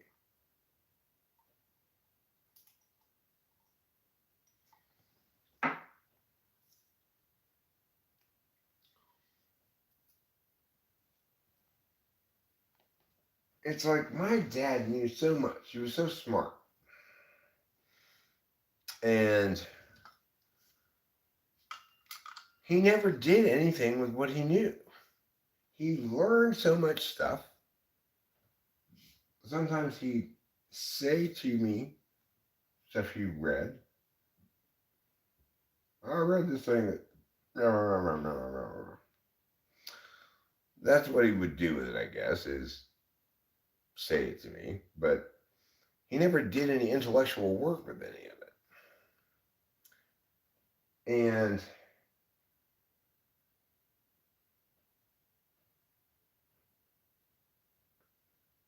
it's kind of indicative of the tragedy of ESTJ in general. I see them as rather tragic figures because they spend so much of their time trying to prevent problems that might arise that interfere with their plans. But they can currently have no capacity to distinguish between problems that are likely and problems that are unlikely, what you should be preventing and what you shouldn't be preventing. They're trying to anticipate every possible problem that can possibly come up and prevent them all without using any NI to distinguish between which ones which ones matter and which ones don't.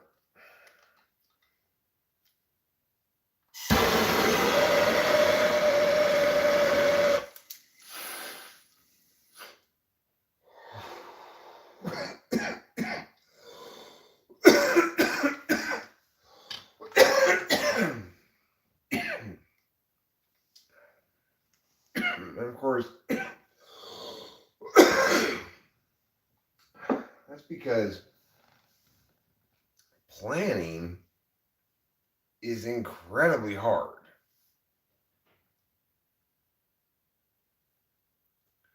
Planning requires you to make decisions contingently. And I find that incredibly frustrating. Like, you know, I was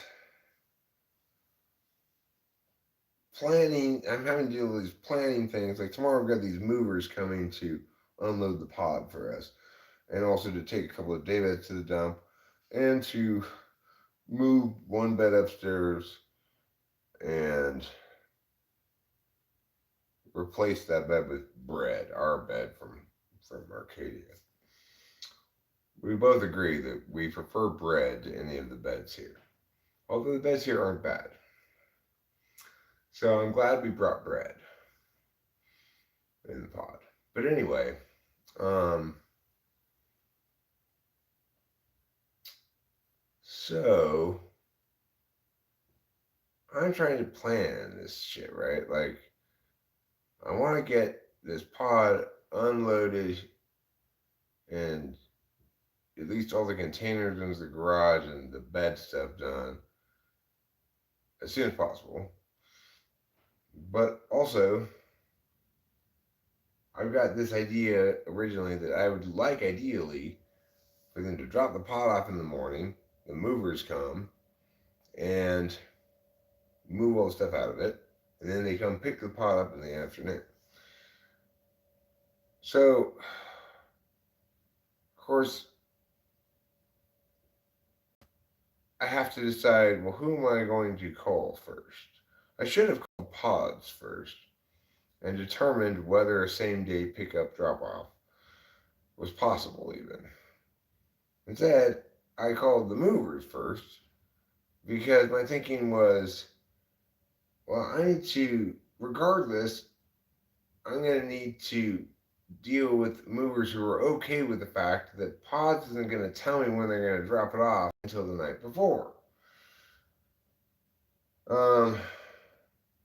Of course, that's only a problem if I can get same day pickup and drop off. Since I can't, I can just tell the movers to come at 4 o'clock tomorrow. The pod will definitely be here, and I can't get it taken away until the next day anyway. I've got the scheduled pick takeaway for the day after tomorrow. But the problem is, it's really hard for me to keep track of those kind of things because I expect frame level stuff to stay put. So when I initially think I want to make this happen where I've got the pod picked up and dropped off at the same day, dropped off and picked up at the same day, I don't update that. When I discover that that's not possible, when I discover that's not possible, I figured out, okay, well, I can call the movers anytime then and tell them to just come. I figured that out, but I didn't do it right then. And I forgot that I had figured it out. And so I today's whole day involved plans that were predicated on the assumption that I was going to have to call the movers tonight and have a complicated conversation with them. Until I got home and remembered, oh, I don't have to have until I actually started to think about the complicated conversation that I was going to have and the specifics of it, and which point I realized I don't have to have a complicated. I already figured this out. And here I'd done all this planning around some, it's like, I, part of the reason why I took the mushrooms when I did was because I knew I was going to have to do this difficult thing in the evening. Even though I had already figured out before that it wasn't going to be difficult, I didn't remember that. Because, of course, there's no point in remembering TE things. TE, it doesn't universalize. You're always figuring out a specific problem, figuring out why I can't log into Mia or whatever, or how to log into it or something. So, remembering instances of how you solved problem X is never going to be informative about how to solve problem Y. It's only going to be informative if you encounter problem X again. This is a one time deal. I'm never going to encounter this moving thing again. This is a one off event. There's zero reason for me to remember the TE. It won't ever apply to anything except the exact same situation again. Um, and that's so far in the distant future that that would possibly happen that it would be silly of me to incorporate that needing that information then into any kind of retention of information now. So of course I didn't remember that I had figured out that that wasn't going to be difficult.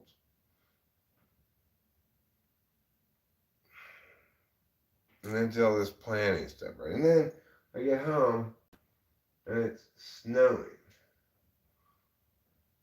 And I said, oh, don't snow right now. Why is the roads are all snowy and the pod people can't come and blah, blah, blah? Oh, this is terrible. It's gonna be all snowy. This is SI dumbness, okay? I walk outside, I see it snowing, and I go, oh my god, the roads are gonna be covered tomorrow. Rachel says, actually, it's been snowing, raining, hailing off and on the whole time you've been gone, and none of it's sticking. And I go, oh, okay. That's why SI is a shitty way to know things.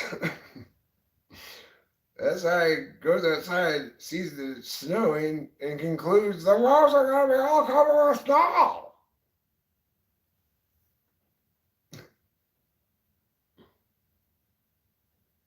Do you find solace when doing simple, repetitive labor in your life? Um,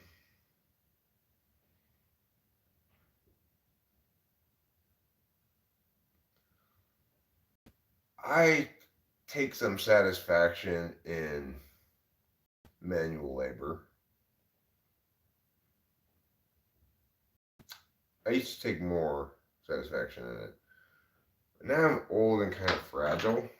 Like, I really messed up this elbow from lifting things too far away from me.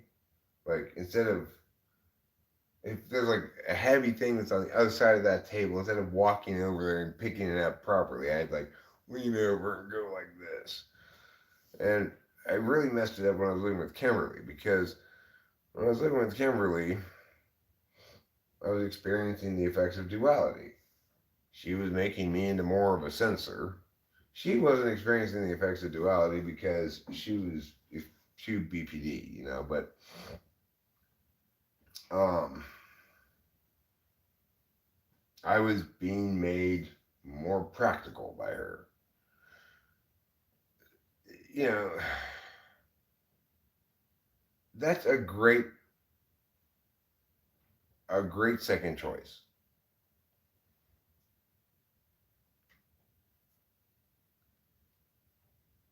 Because for most ENTPs, their lack of practicality is a serious handicap. And being saved from that somewhat by the ISFJs directing the ENTP's attention towards concrete things, um, at least potentially,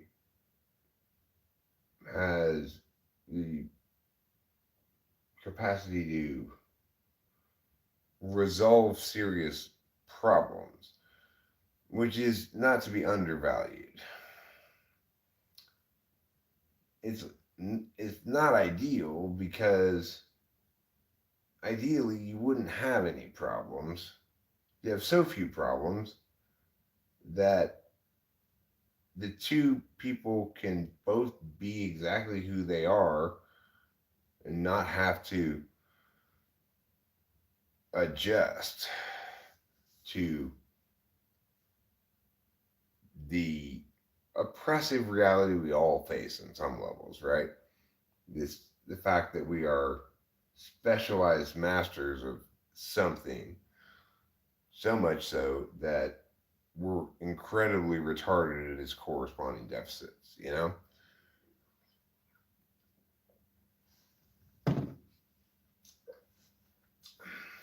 So,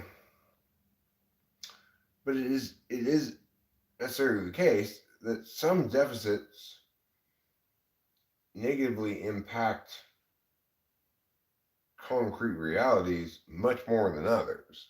SE polar is much more crippling to the individual living it than NI polar. NI polar is an example of ignorance being bliss. If you're that non-intuitive, then you don't you don't experience problems from your deficit because the scope of what you're trying to do is limited to SI kind of stuff. So your polar doesn't prevent you from living successfully. We're no longer in a world where everything's rural and agrarian and barter and whatever. And so there are very few monastic positions left, right? Where some INTPs in the Middle Ages they could just say, well, I'm going to be a monk and think about things all the time. And people said, well, that's a good choice. But, you know, not so much anymore.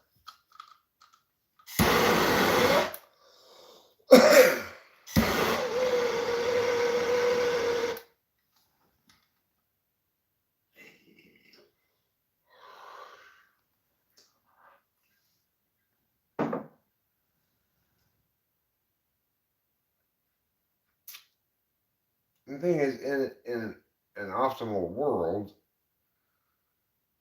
we have all the fairness of market realities. It's fair that people who aren't useful don't make any money because the way to make money is to be specifically useful to specifically other people, right? We're useful in a different way. If correctness were to be adopted as a dominant paradigm, the correct thing with cognitive functions, for example, it definitely would be better than the status quo.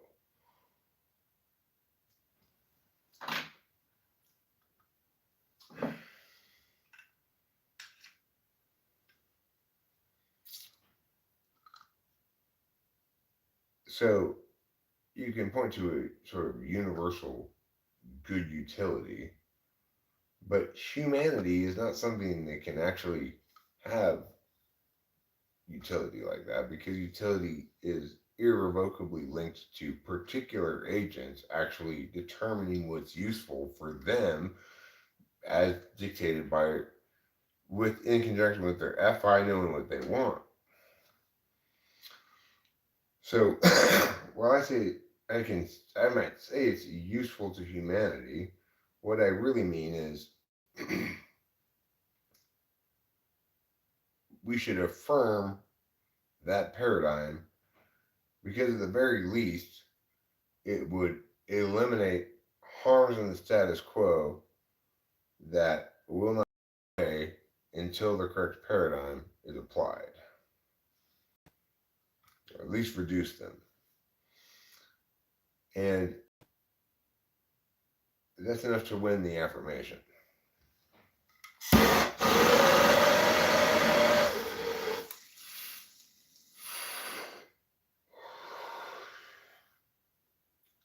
The thing is,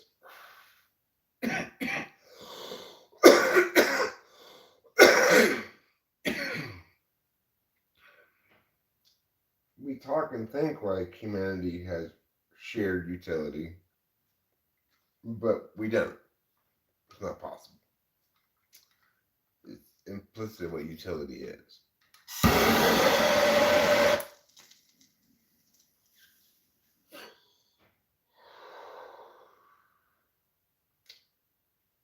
So it's like cell phones are useful.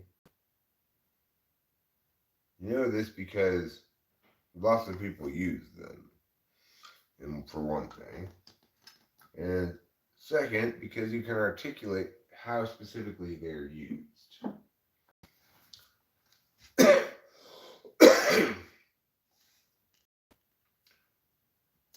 But that creates an illusion that there's a shared utility. In reality, cell phones represent the successful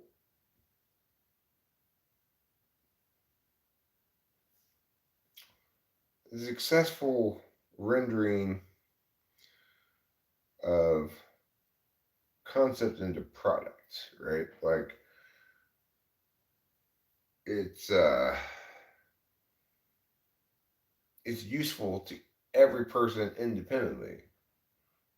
It is the case that you can successfully intuitively predict that this is going to be a successful product, because you can successfully predict that each individual person is going to find this useful, or most individual people are going to find it useful. But it's still incorrect, technically, to say that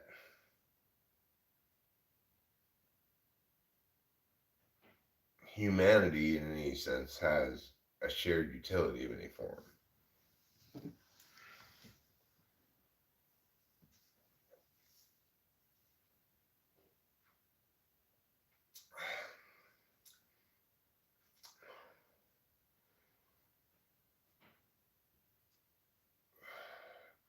Sourness and bitterness come from the interfering and unappreciative mind.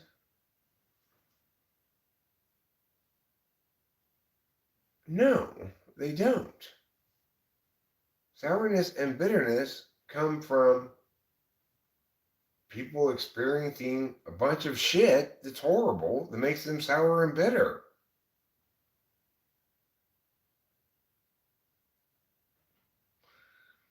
Your attitude, your mood should match your circumstances.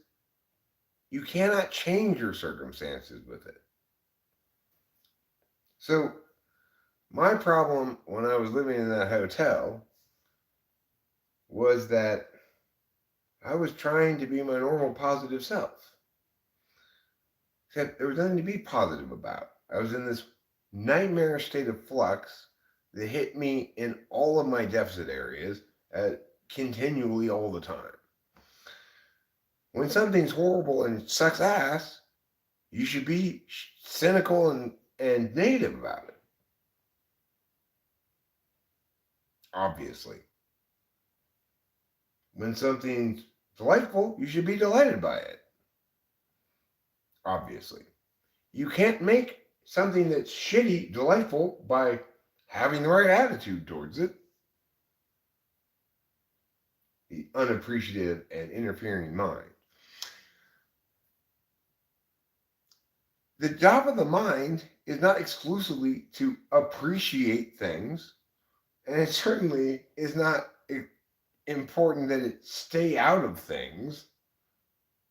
That's just such fucking horrible garbage. I hate that so much.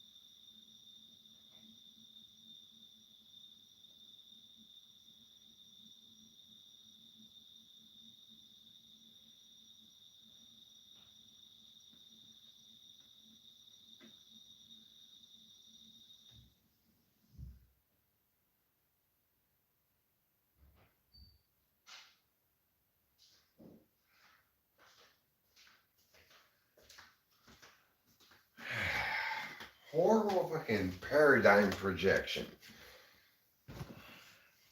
It's like people, smart people who aren't very smart people, should be accusing me of also projecting my own paradigm. Thing is, I'm not projecting my paradigm. My paradigm is allowing me to know where I'm appropriately being me to good effect and where I have no business playing around.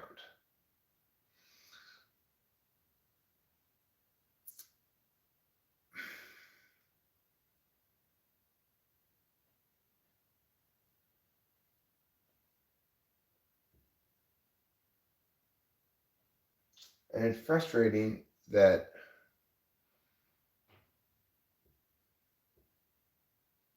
that kind of paradigm projection, which purports to be like self-helpy or something, is so wickedly ontologically assaultive to intuitive thinkers. It's horrible, you know? It is not a good idea for intuitive thinkers to use their mind less or to try to feelings their way into different realities. It's a terrible, terrible, terrible idea. There is being presented as some sort of universal, you know? Some fraction of people will, it'll be the exact right thing for them to read. Everybody else, it'll be wrong in some way for them to read. And for some fraction of the people, it'll be assaultive to who they are, that narrative.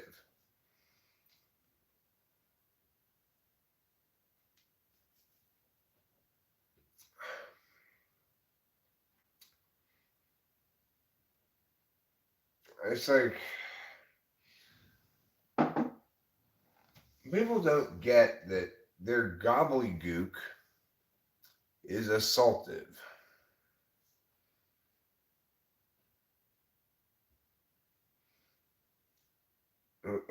When people are trying to say, like, listen, you need to be mindful, blah, blah, blah. We are all man. Whatever they're saying, because we are not all man. We are each of us one of 16 possible man,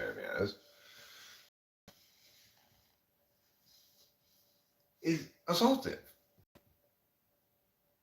It's just them expressing their paradigm, which is appropriate for them and their type mates, as a universal that all people should look to correctly live. And which audience of people are going to read those things? People who feel like they need other people's insight into how they should live. Maybe people who are, I don't know, like going through some shit or whatever. And then they read that and it's telling them you need to be different than who you are. Who you are is the problem. It's, but it's you can't even be angry at the person for doing it because their stack makes it unavoidable that they don't get that.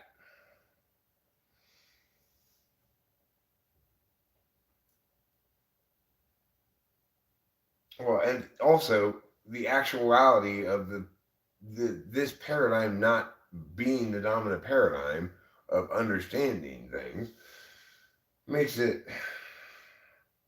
also another reason why it's not their fault, you know? How can I expect them to recognize the damage they're doing when recognizing the damage they're doing requires them to understand something that they clearly don't understand, and I can't have any reasonable expectations of understanding since almost nobody in the world does, and it's this horrible new thing. It's like I I hate the fact that I'm having to battle against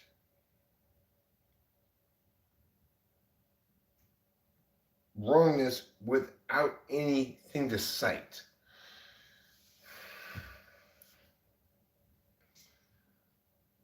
I can do it, but nobody can understand it. Most people can't. Some, obviously, nobody can. Some of you around here can and stuff. I'm talking about the world that's not talking with famous people so much. Um, I can explain why I'm right, even though I can't cite anything, and it is in fact an explanation that should convince you if you are correctly being correctly doing convincement. Like you are correct about what should and shouldn't convince you, then my explanation should convince you. But that's an impossibly tall order for random person X.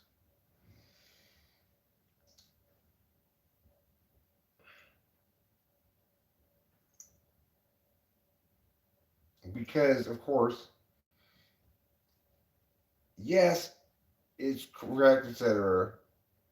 In part because that's my attentional specialized mastery thing. An additional part because of this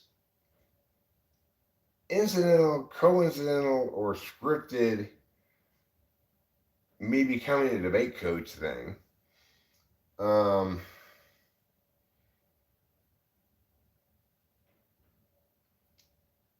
you know, it's obvious that no type can expect other types to keep up with them in their specialized mastery without imposing an unwarranted expectation. So,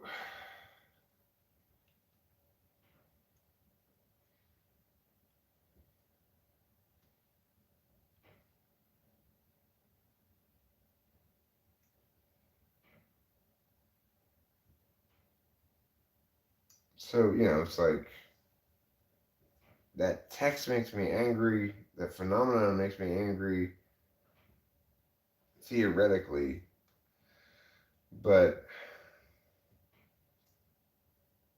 I I can't productively be angry because productive anger is always a response to a specific wrongdoing by a specific individual you can articulate. Um, and anger is only good when it's productive, and it's only productive when it's fair. And it's only fair when it's reasonable to when like I said, somebody's actually wronged you in an articulable specific way, and you are mad at that person for that thing. Um,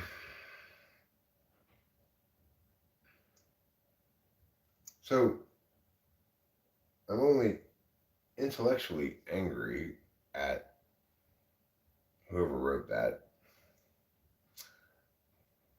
because you can't be angry at somebody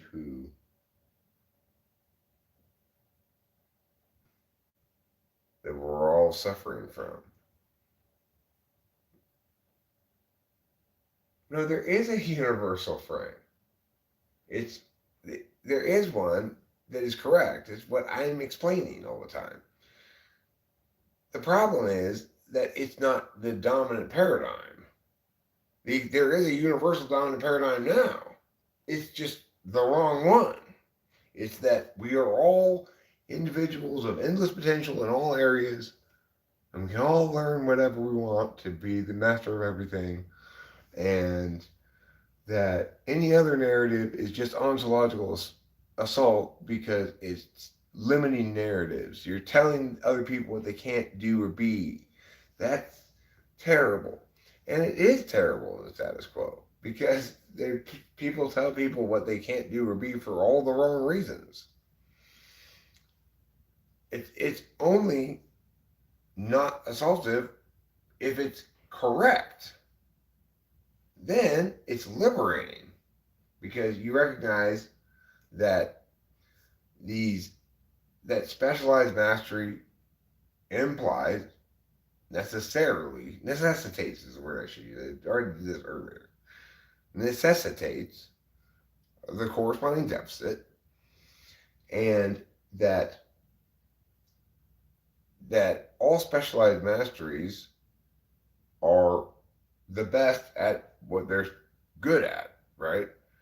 And that no specialized mastery is inherently better than any other. So,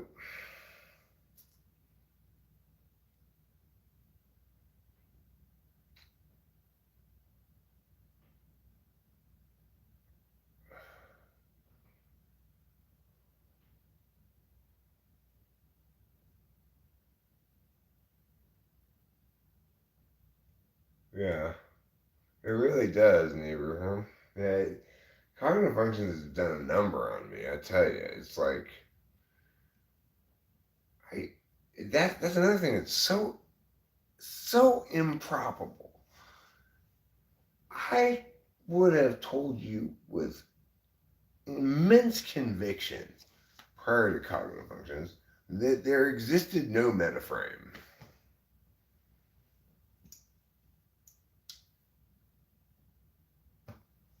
because I've been thinking about shit for a long time and I'd never encountered one. I'd never come up with one. but I never read Jung. I still haven't read Jung. That's not important, right? It's not important to read Jung because he's the genius who left a mess for us to clean. We don't need to read him to know it's a mess. He's he's a mess because he doesn't know how to do this part. So I don't need to read him at all. I just get the concept he's saying, and now I'll do the the dumb person work of slowly figuring out how to actually model it intellectually correctly, which took me a surprisingly long time. Um, but yeah, reading Jung's not informative to me at all. His that's how that's how you know he's an absolute genius, right? His concept is so powerful that I don't need to read anything of his at all to to correctly model reality. And I'm no super genius. That's how brilliant he was, and how not an NTP he was.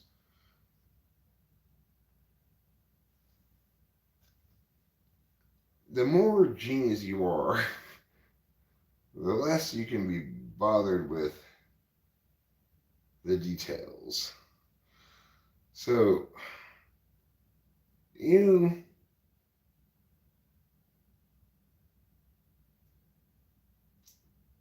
did a lot of shitty work intellectually. But if you've got that NI glory pop, it doesn't matter. If you revolutionize how people can, if you revolutionize the ability of people to map people correctly, I mean, you've gone way and above and beyond the Call of Duty. You go ahead and make as many stupid books about collective unconscious and other silly nonsense as you want. You overflowing with genius that you can make as many shitty other things as you want and still be one of history's greatest geniuses.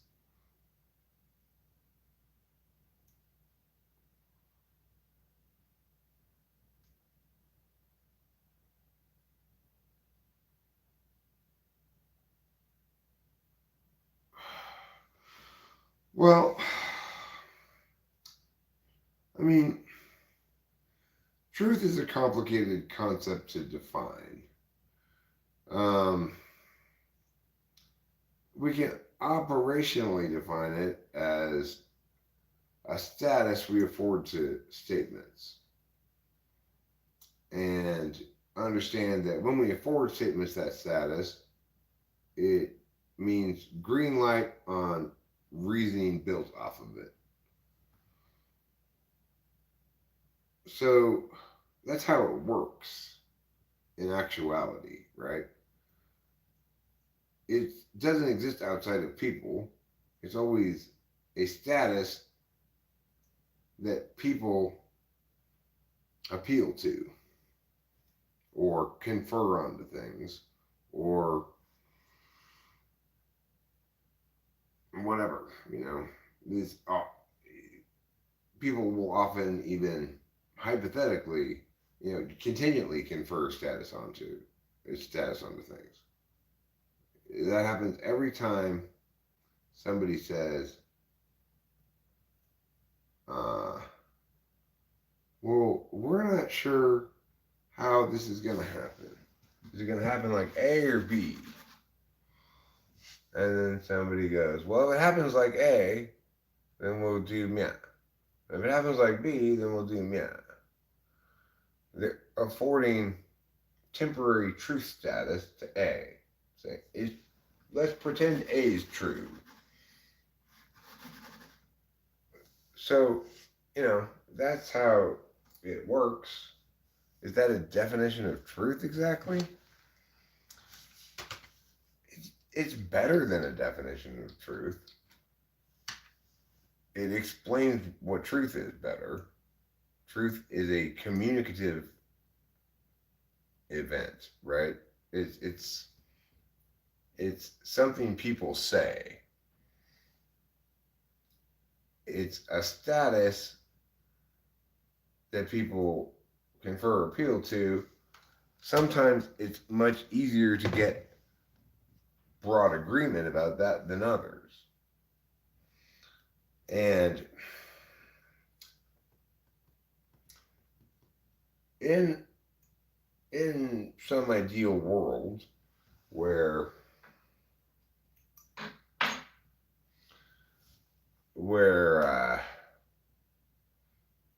rightness, correctness,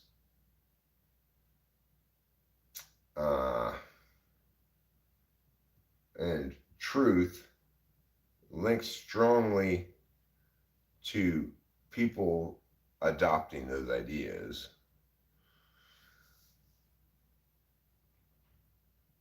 then we'd understand truth as a dynamic process in, occurring via myriad independent communication events. Something like that, But because people are always using it as they're using it, namely to do something with it, nobody wants that definition. Because that definition says things aren't really true. They're simply afforded a status, right? The thing is,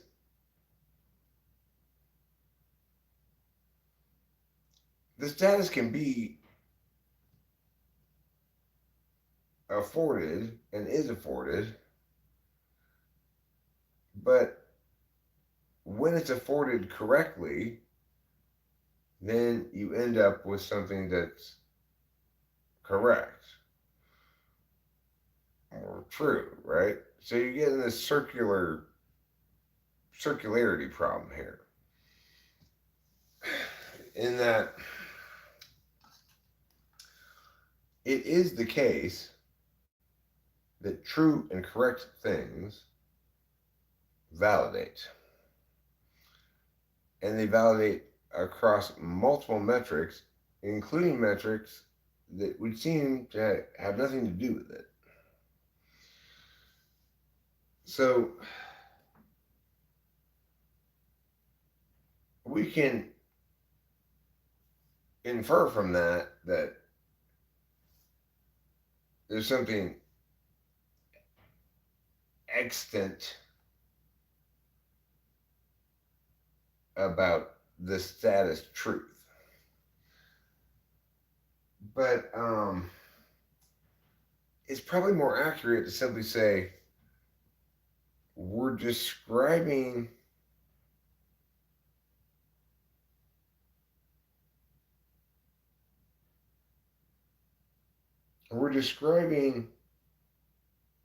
correct descriptions as having some attribute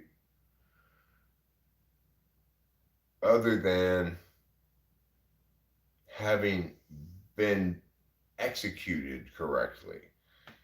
Because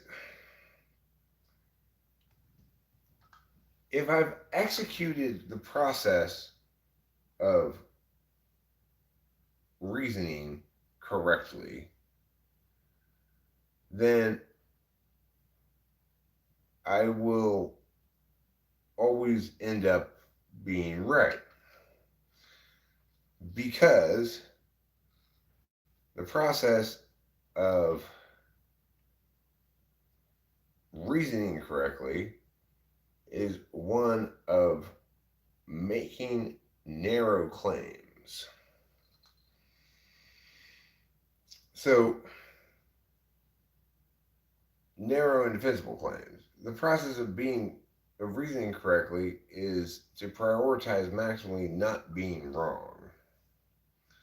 That requires you to be right about a lot of stuff, but it allows you to not prioritize being right,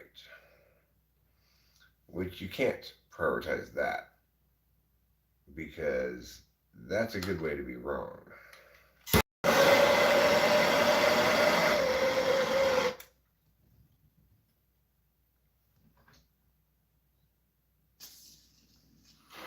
You have to prioritize doing being right correctly.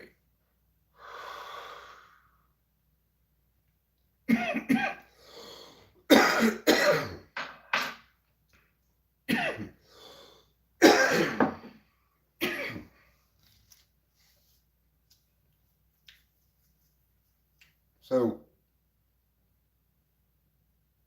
reasoning, like every other kind of human intention, has we have lots of examples of what is done in mastery form. Naturally, the specialized masters who are unfortunate enough to be cursed with that specialty um,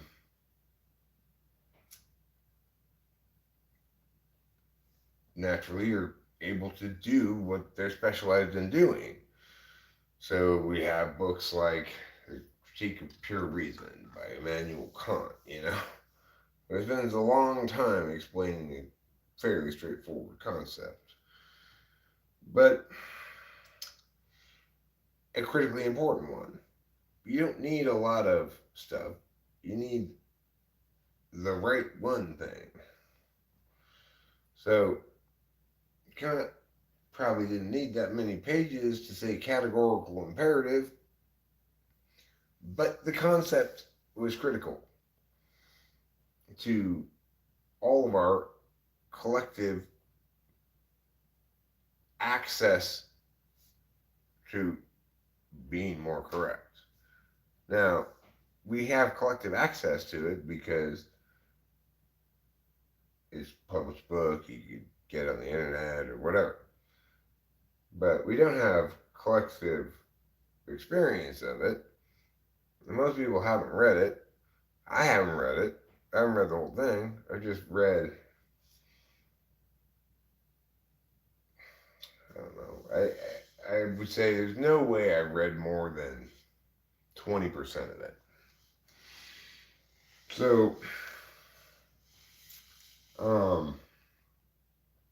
and when I did read it, it was for specific purposes.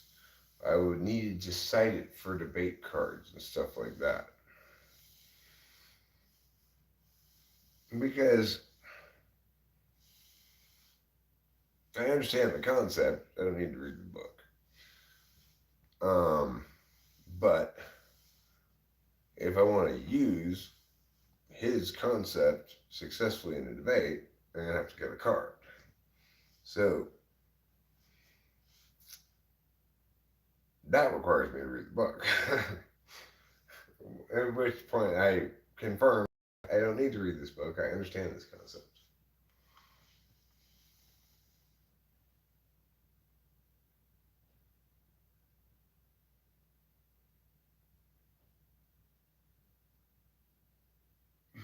That's a terrible way to put his categorical imperative.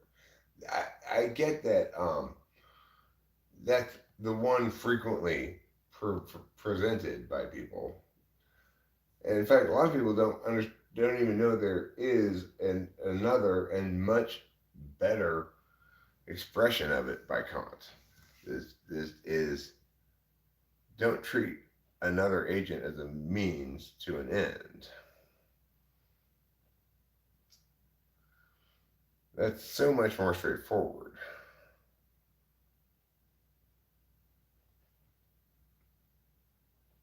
That thing there, I'm much less comfortable affirming.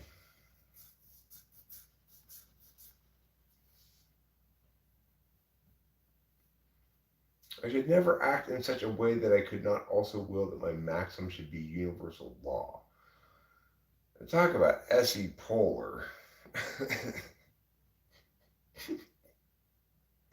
Talk about paradigm projection. Ay, ay, ay. Come on now, Immanuel Kant. Yeah, so the thing is, of course, we now,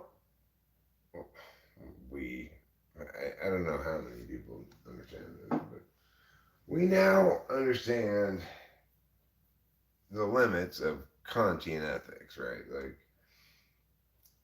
the problem with it is,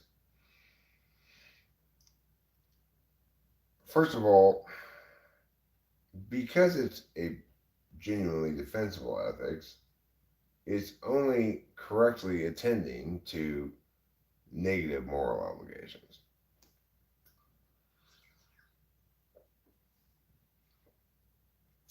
And the reality is, our business as moral agents is more complicated than our obligations.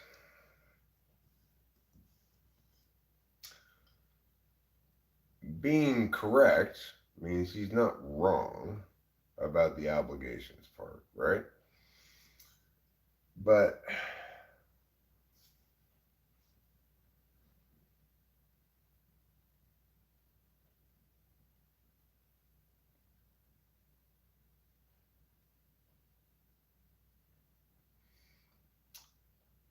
the thing is, the expression I prefer is perhaps even more SE polar than that one. Never treat another as a means to an end. Well, he's right. You shouldn't treat other people as tools you're using. But there's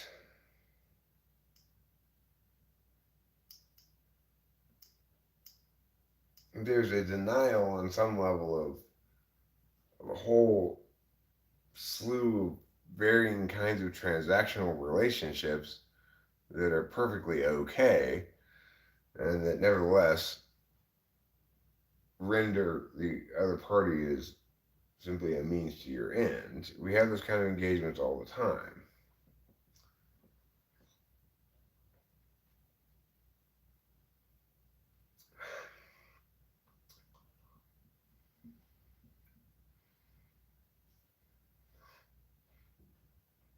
Talk about, again, paradigm projection, right? Immanuel Kant, that he thought the, the problem, the reason other people weren't figuring things out like him because they were scared too.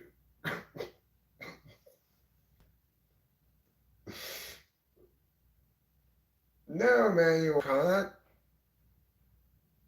they nobody else around you is a special master of the thing you are because your type's relatively rare. The other people are not scared to reason.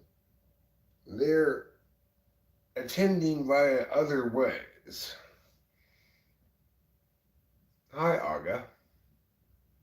We had a conversation about you earlier today, me and Rachel.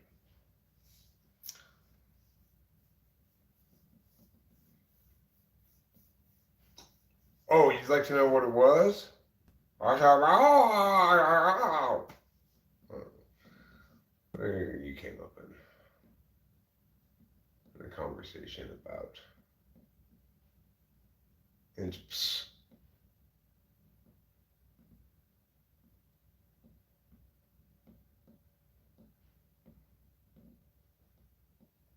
Flip them the bird and tell them to stop.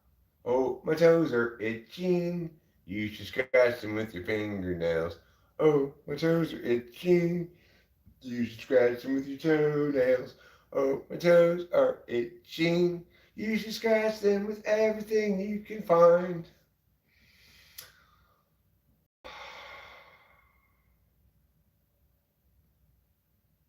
My toes are itching. Is that some sort of Polish saying?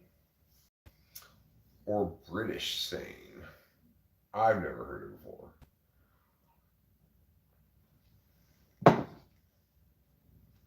And I'm in America, where I hear things. Thank you, Aga. Appreciate it. It was all thanks to my brilliant real estate savvy. No. I just had to just stop believing that things were real at this point.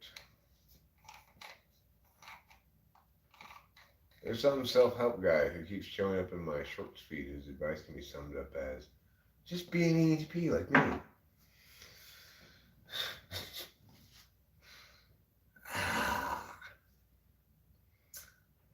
It's like I've been awful plenty of times too.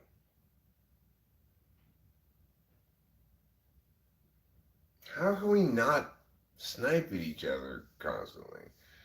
It's an unavoidable consequence of the fact that we're operating under this false paradigm that we're all examples of the same thing.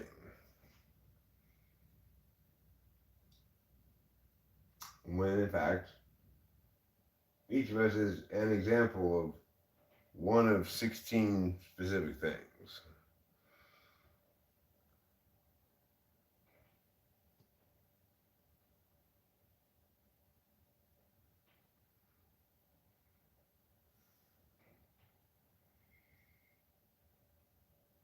Of course, I'm slow to apply some lessons that I really should be quicker to apply, you know?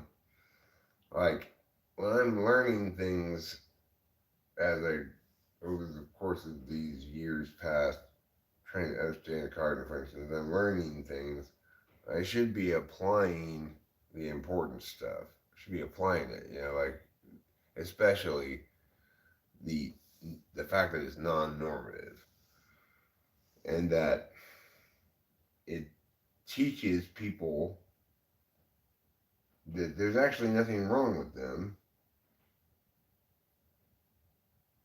and also why they've been told there's something wrong with them so much. So that's the important message,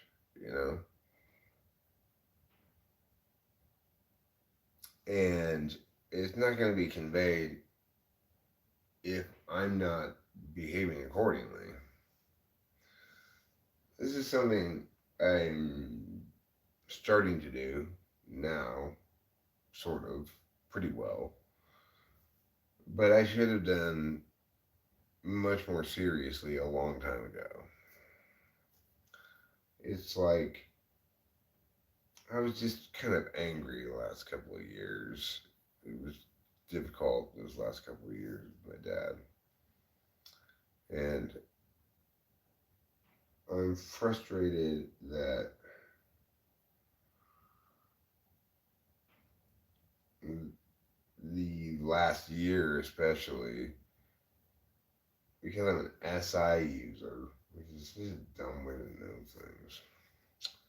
But I got this recency bias and stuff. My parents were saints, wonderful people, right?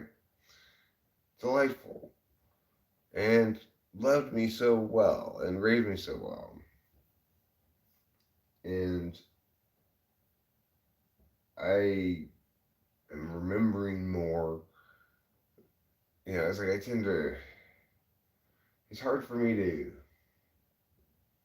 go back to my pre living with dad for the last couple of years, understanding my family. Like, even though those last couple of years were my dad without my mom, unavoidably a catastrophe without also any intuition either, unable to make meanings out of things, just able to plan. And and I don't like that I'm so much more able to remember my dad at the end than the dad that matters, you know? Is Rachel here?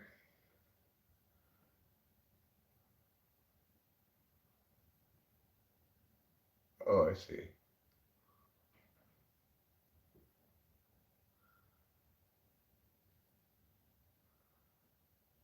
Yeah. Yeah, that's true, Oliver. That's true. The thing is like for a weak SI user like me and with polar FI, the way that whole thing played out is it, it it's playing hell with my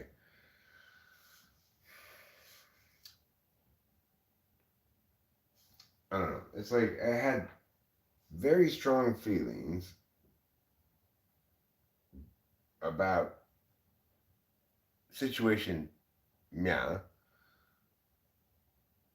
that I assumed without questioning really for a second was what it appeared to be. And then it turns out I was completely wrong about it. And I had spent a lot of time having a lot of angry feelings, right? It's hard normally when I have a lot of angry feelings. This links back to sometime when I was right. That doesn't happen very often. What happened there at the end, I'm just so catastrophically wrong about something so important and still not even bothering to read any documents. That's not surprising so much. I'm not so into reading documents. But because it looked like it was going to be a painful document to read and just confirm in no uncertain terms what I assumed was the case. But now it's like hard for me to remember that I'm not mad at all at them. And it's hard for me to remember that my dad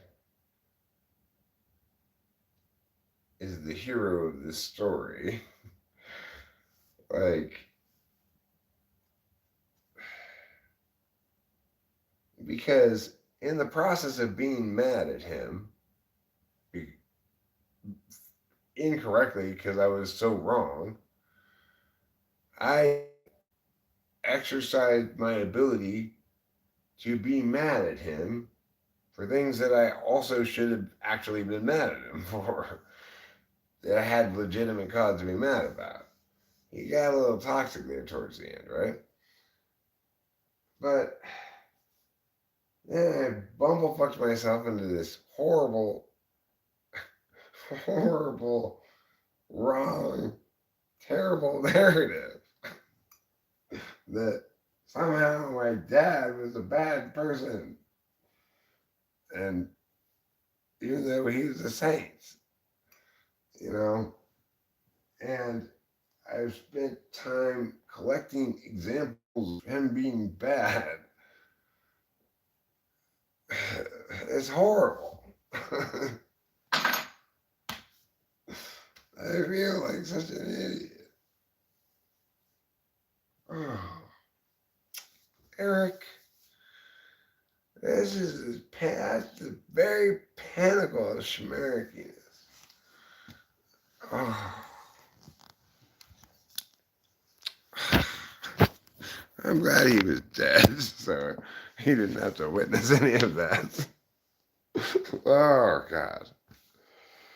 Talk about royally fucking something very important up.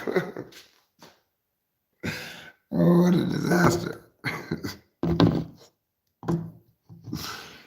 uh,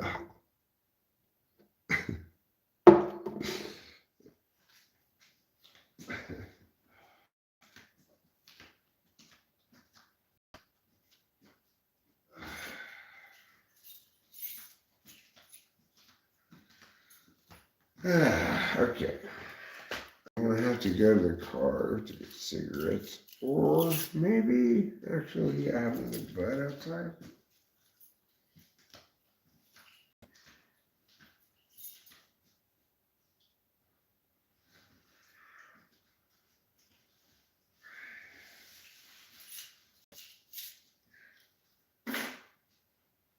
I don't remember I locked the car. Did I?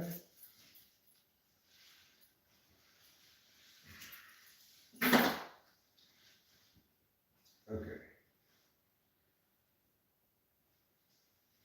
How do you have no lighters though? There's this one.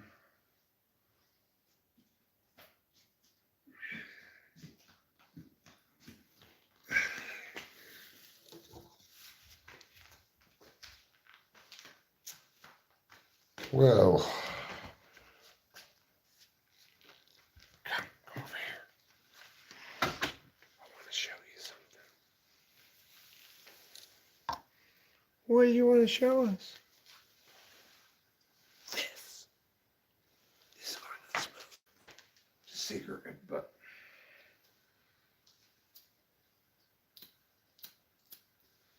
Oh, I've got this horrible lighter.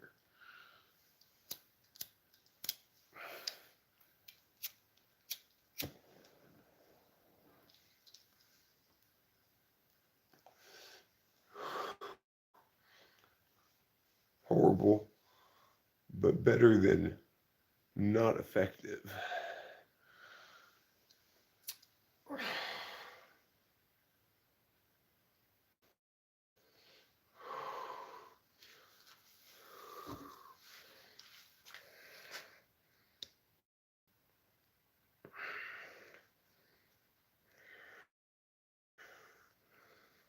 Yeah, yeah, I spend too much time beating myself up about it. But it's a process. I return to the subject periodically, either in my head or talking to Rachel about it. But it's gonna take a while for me to finish processing all that stuff. I think I'm not. That's not a problem for me because I don't really care if it gets processed, you know, and I don't think it's a process that should be prioritized anyway. So,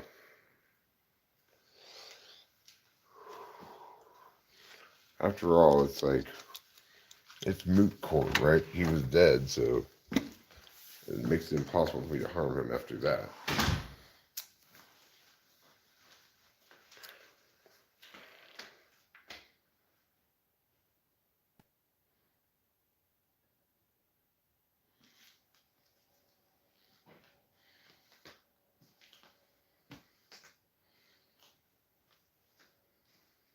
Well,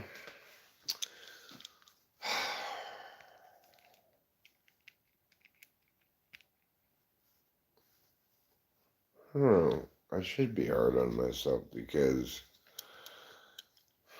I'm not easy on others. It's only fair, you know?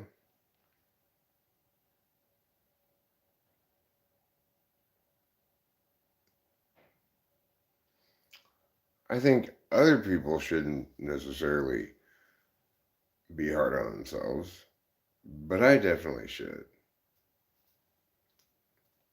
because I'm hard on other people.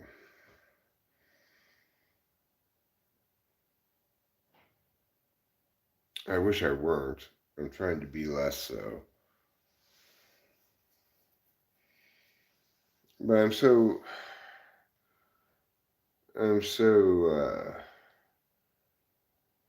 practiced productive anger. And now I'm living in an environment where people aren't wronging me or lying to me all the time. So there's no productive anger. Nobody's wronging me at all, and nobody's lying to me. So, you know,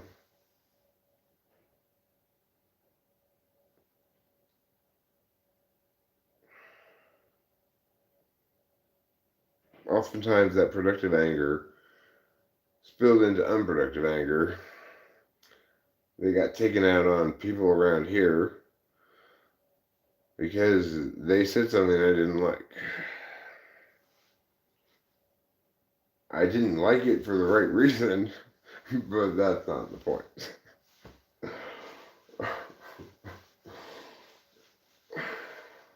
That's not a good reason to get angry, right? That's not an acceptable reason to get angry. And I wasn't really angry at them anyway.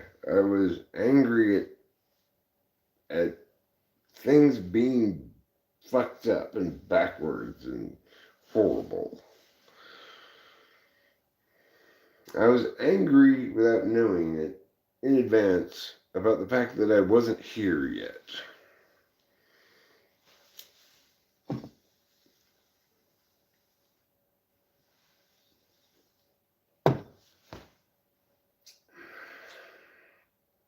So, to all the saints who put up with my periodically abusive horribleness and still come around and allow me more chances, thank you, and I'm sorry.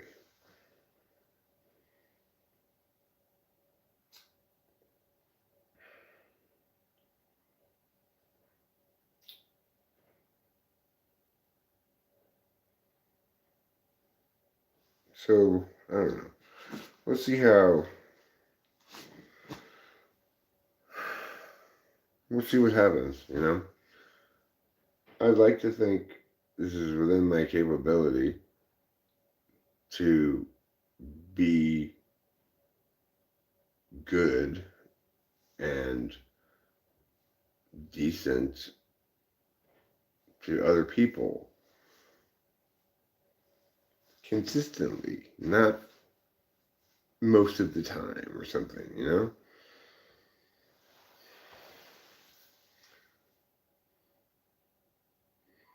Oh, yeah, yeah. We brought taro.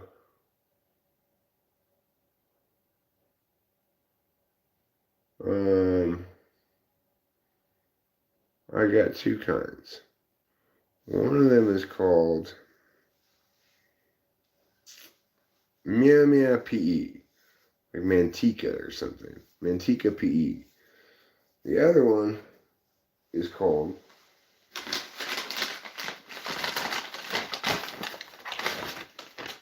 White Buffalo. These are called White Buffalo. Big ass mushrooms. This one's pretty big, you know. But the other smaller ones are the size I like. I like small ones like that. the ones at the bottom. But unfortunately, I got these. Ice PE is what it's called. Ice PE. They didn't have Ghost PE, which is what I wanted. But I had got from there last time, and they were perfect. A bunch of very small, very strong little mushrooms. That's what I prefer. But it's kind of arbitrary. I can cut this into whatever size pieces I want, you know. This is. I also discovered that the PE stands for penis envy, not physical education, which makes the name Ghost PE much less cool. Ghost PE is a great name for mushrooms if PE stands for physical education. Since for penis envy, then you're just trying to be all weed strainy with your names. Even though that makes zero sense with mushrooms, because they all have exactly the same drug in it, psilocybin. The only difference is some are stronger and some are weaker. There's no congregation of multiple things like in weed. It makes zero sense at all in mushrooms to try to breed mushrooms or something like that, because there's only one thing to breed for. Like, having different strains doesn't make any sense. You should just have the strongest mushrooms you can. Get this shit. So I go into the place to get them, and I asked the guy, so are like the more expensive ones better? And he says, pricing is based on scarcity. The ones that are scarcer are more expensive. I said, okay, well, which ones are the strongest ones? And he said, I don't do mushrooms for strength. I do it for intent. What?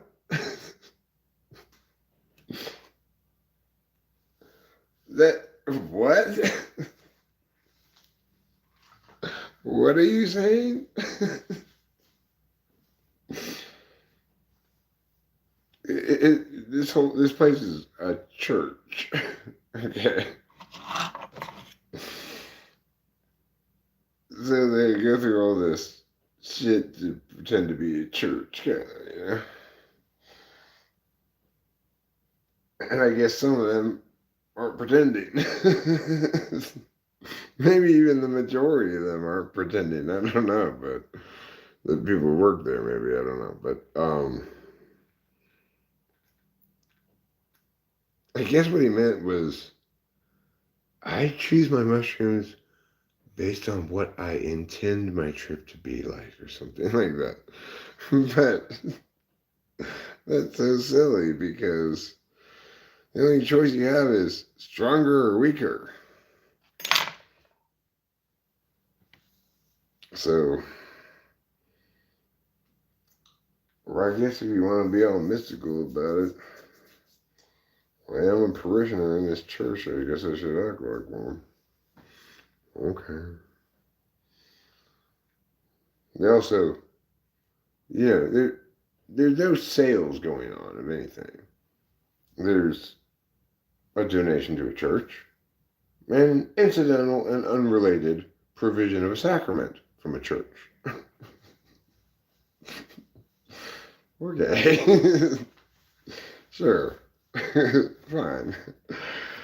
This is one of those things where I don't care about it being like wrong in some way, like silly, because that's good tea as far as I'm concerned. You made it possible for me to buy mushrooms from a place. So that's good. I do like them, but I don't necessarily like how I am on them.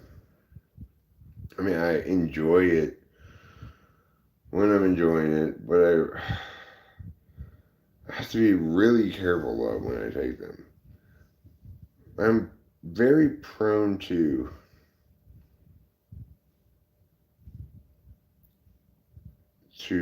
tantrums these days on mushrooms. I guess I developed the habit when I ill-advisedly kept taking them during horrible time of hotel living.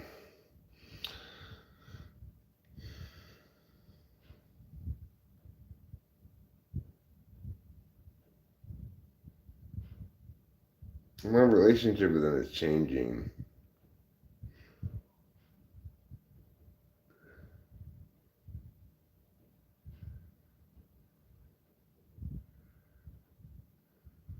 Life should not be a journey to the grave with the intention of arriving safely in a pretty and well-preserved body, but rather to skid in broadside in a cloud of smoke, thoroughly used up, totally worn out, and loudly proclaiming, "Wow, what a ride." That's Hunter S. Thompson for you. You know, I'm not as hardcore as he is. He was, you know. He was hardcore. I'm impressed, but I'm glad I'm not him. I don't want to be that hardcore. I want to take care of myself so I don't experience a lot of physical problems. I probably won't do a good job of taking care of myself, but you know, FI cleanse. Stuff needs to come out. Well, I got super sick when we first got here. My SI is knowing in its own way, right? Like I'm purging a lot of stuff that's not good. So that includes a lot of phlegm and mucus. It was a terrible cold I had. Like kept dragging on. I still have it a little bit, like you can hear it, but today I didn't have any fever at any point, so I consider that basically is indicative that it's over, you know. Because every day prior to this, since I got it, I was having to take Tylenol because I get feverish during the day, you know. It was frustrating because when you have a fever, you can't do anything. It's like I can't. I feel just I'm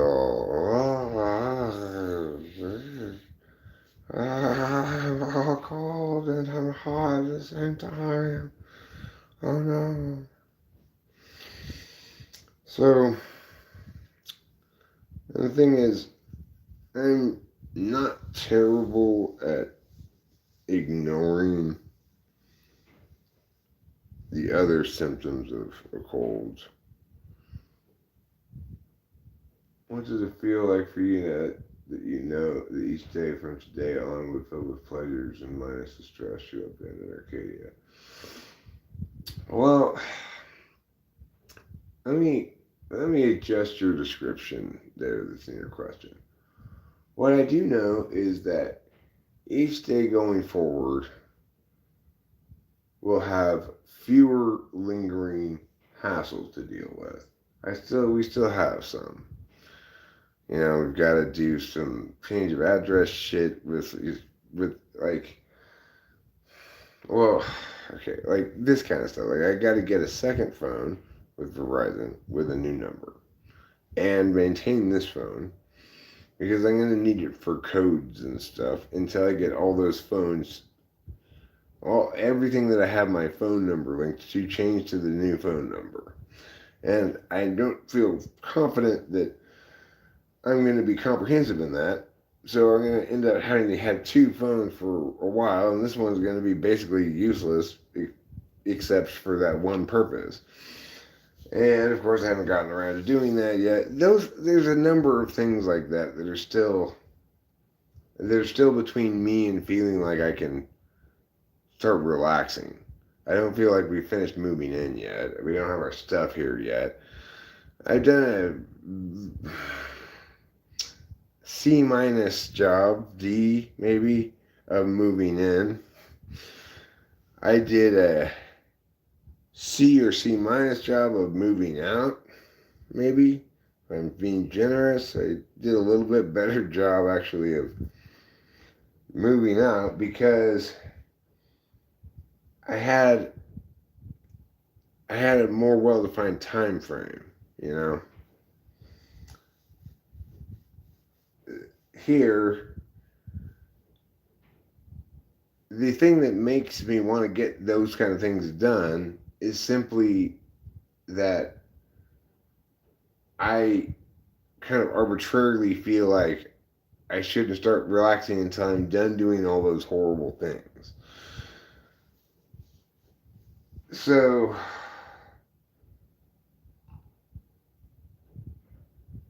it's going to be a process of me accepting that and actually having that new reality you're talking about. I do anticipate and know that is ahead of me, and that even now that all the worst parts are behind me. And that's good. But there's still plenty of unpleasant things in front of me that I know of. I want to get to a spot where at this moment I don't know anything unpleasant in front of me that I have to do for sure. I'm not quite there at that point yet. I don't know if I'm ever going to be at that point, but um, I think it's possible to get to that point.